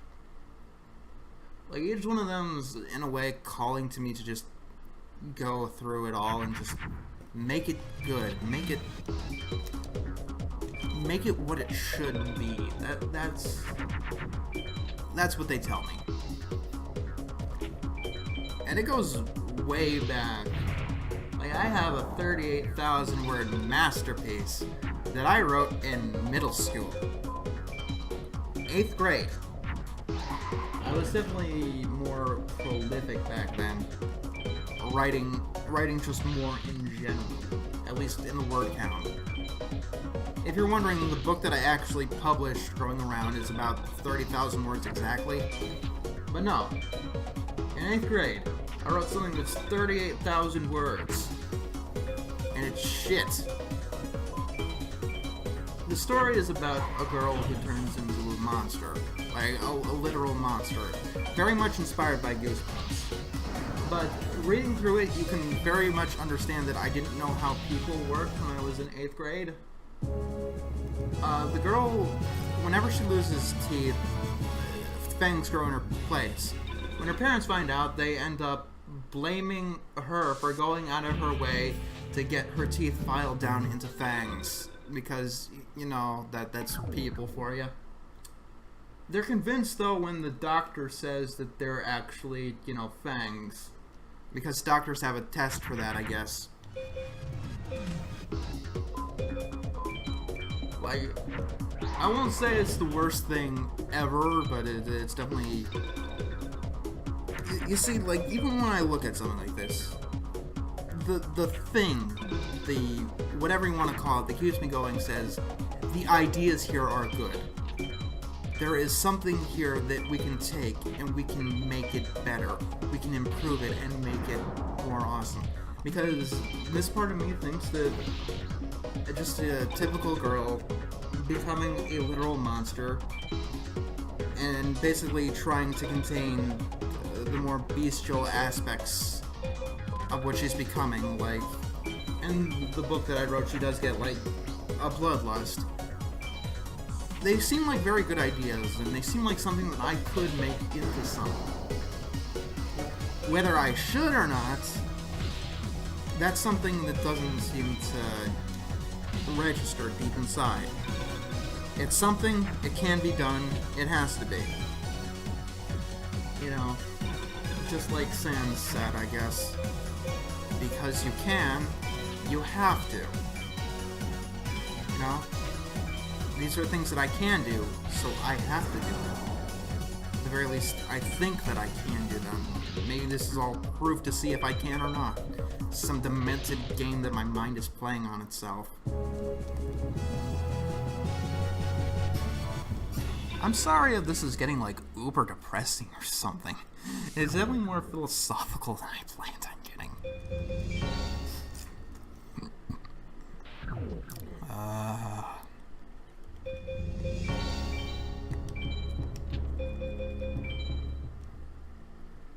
Let's see. Among that, there's all the other stuff I've written and posted on DeviantArt. Pretty sure I posted all of this on DeviantArt. It's all in a 3-ring binder. There's Hellspawn, like...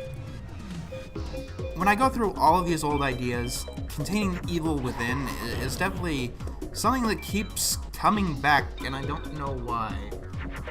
Hellspawn is about a teenage girl possessed by a literal demon, who whenever she's in danger basically turns murderous and kills everybody. It was one of the darker things that I wrote. And it's something that I actually tried to continue, but I couldn't. I just couldn't figure out where to bring it to. But that's irrelevant. Let's see.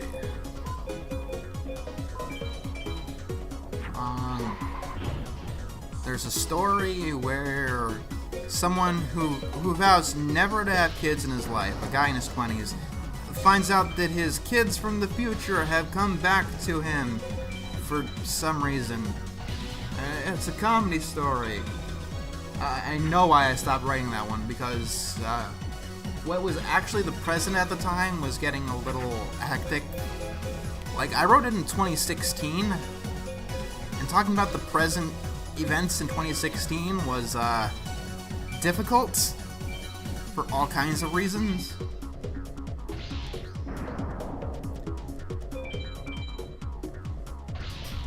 And at the same time, you know, like, for something to actually finally see the light of day, it takes me a long time to actually get around to it.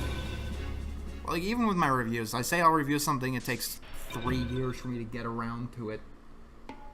Throwing around is at, I think it turned, yeah, it just turned 3 a couple of weeks ago. So, a time travel story would be a little bit difficult with that kind of standard. You know, I write something that takes place in 2017, and yet it ends up coming out in 2020. The year where everyone has good vision.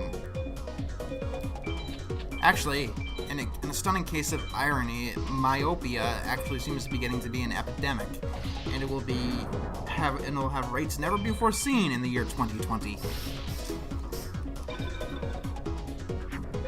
Is that irony? Who the fuck cares? Everything is ironic now.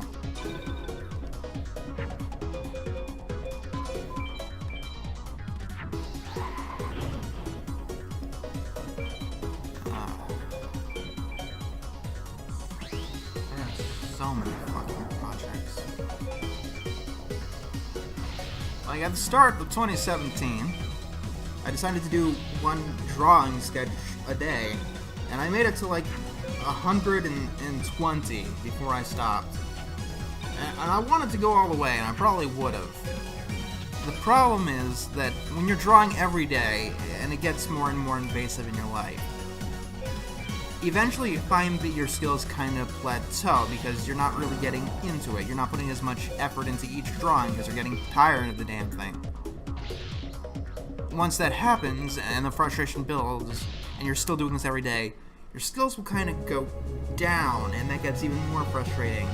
And that's why I stopped. It was actually making my skill worse at some point because of psychological hoo-ha.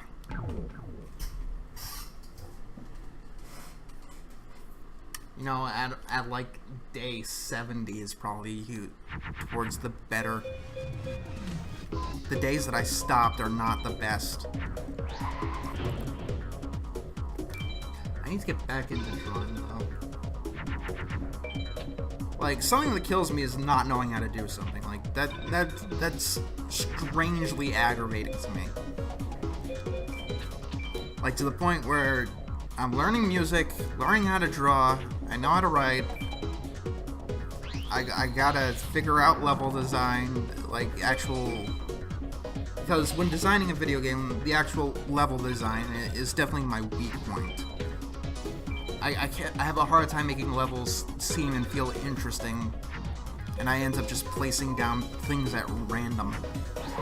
Which sometimes works, sometimes doesn't. It's random, as you might have guessed.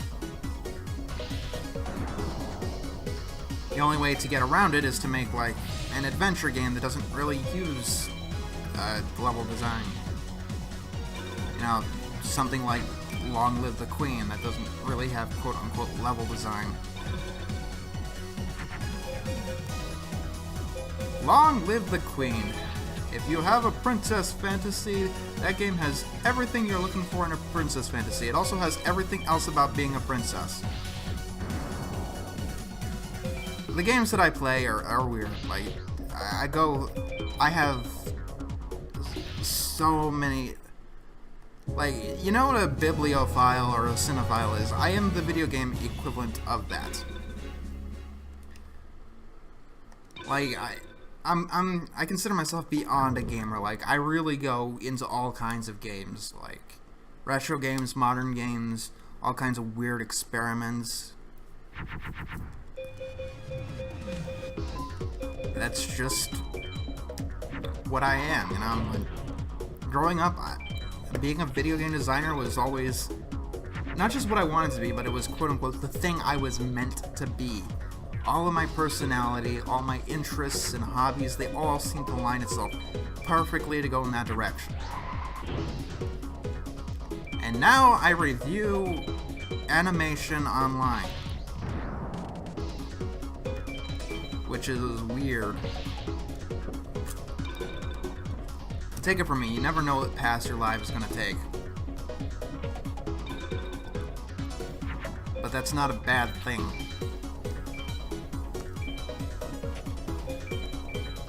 Leaves you in for a surprise when you get there.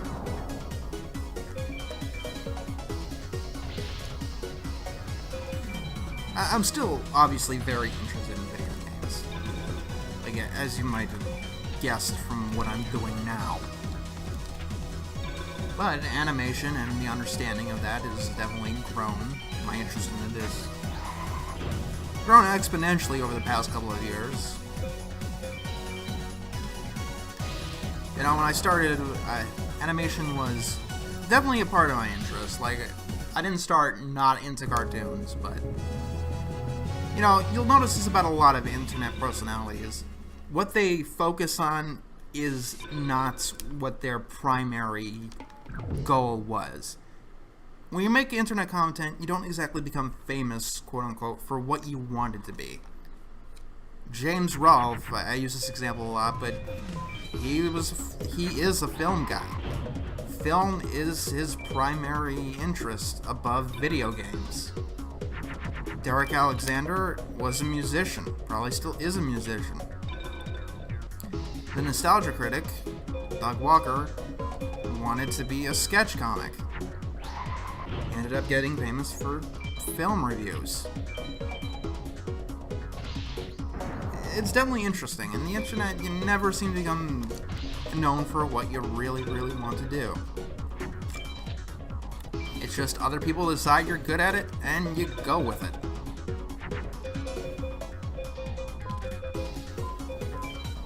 Wait, no, I don't want these. I want to get the star chips, damn it. You know, when somebody decides you're good at it, you have to get better. I've been getting as better as I can get. Pouring so much research and learning about all kinds of things in animation. Going out of my way to make animation. And it's been a very complicated road, as you might have imagined. But at this point, it's one I really wouldn't give up.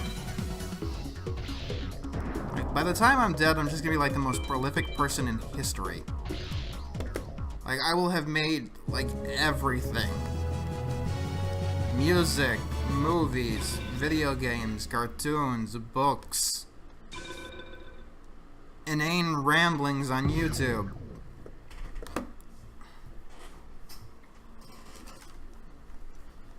But I don't see the problem with that.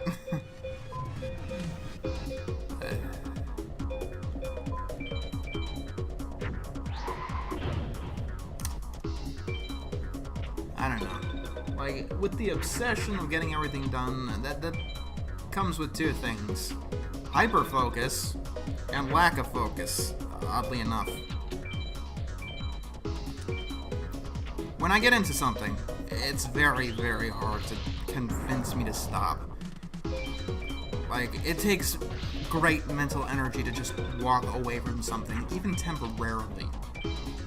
Like, I'm still playing this long after I wanted to stop because of an eventual goal that I barely understand. And at the same time, when something else catches my interest, well, that's what I'm focused on. I'm getting better with controlling discipline over time, but it's not easy. And when it comes to something that is exclusively creative, like, this is playing a game. Like, playing a game is not hard. Like, even when the game is hard, it is not hard to play a game. But coming up with something creative, like a story, and just keep going with that, that is difficult, and it's harder to keep going with that and, feel like you're actually accomplishing something.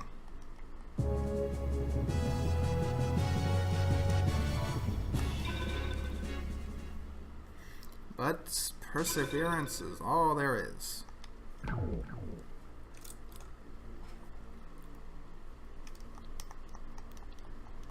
Okay, this one for real, though, is going to be my last one for today. I hope I haven't bummed you out. Like I said, I'm comfortable with the loops that my head goes in. It's who I am. And it might get me into trouble at some point, I don't know. But I will deal with that as it comes, and I wouldn't be me without this. And there are some things that manage to transcend my changing interests. I keep bringing this up, and probably people are pissed at me for it, but going around is definitely one of those things that transcends my moving interests. My reviews are another thing. I guess a lot of it is other people taking interest in what I do. Like, if it makes a real connection with people, then that seems to draw my mind to it. And people are taking interest in this, which is strange to me.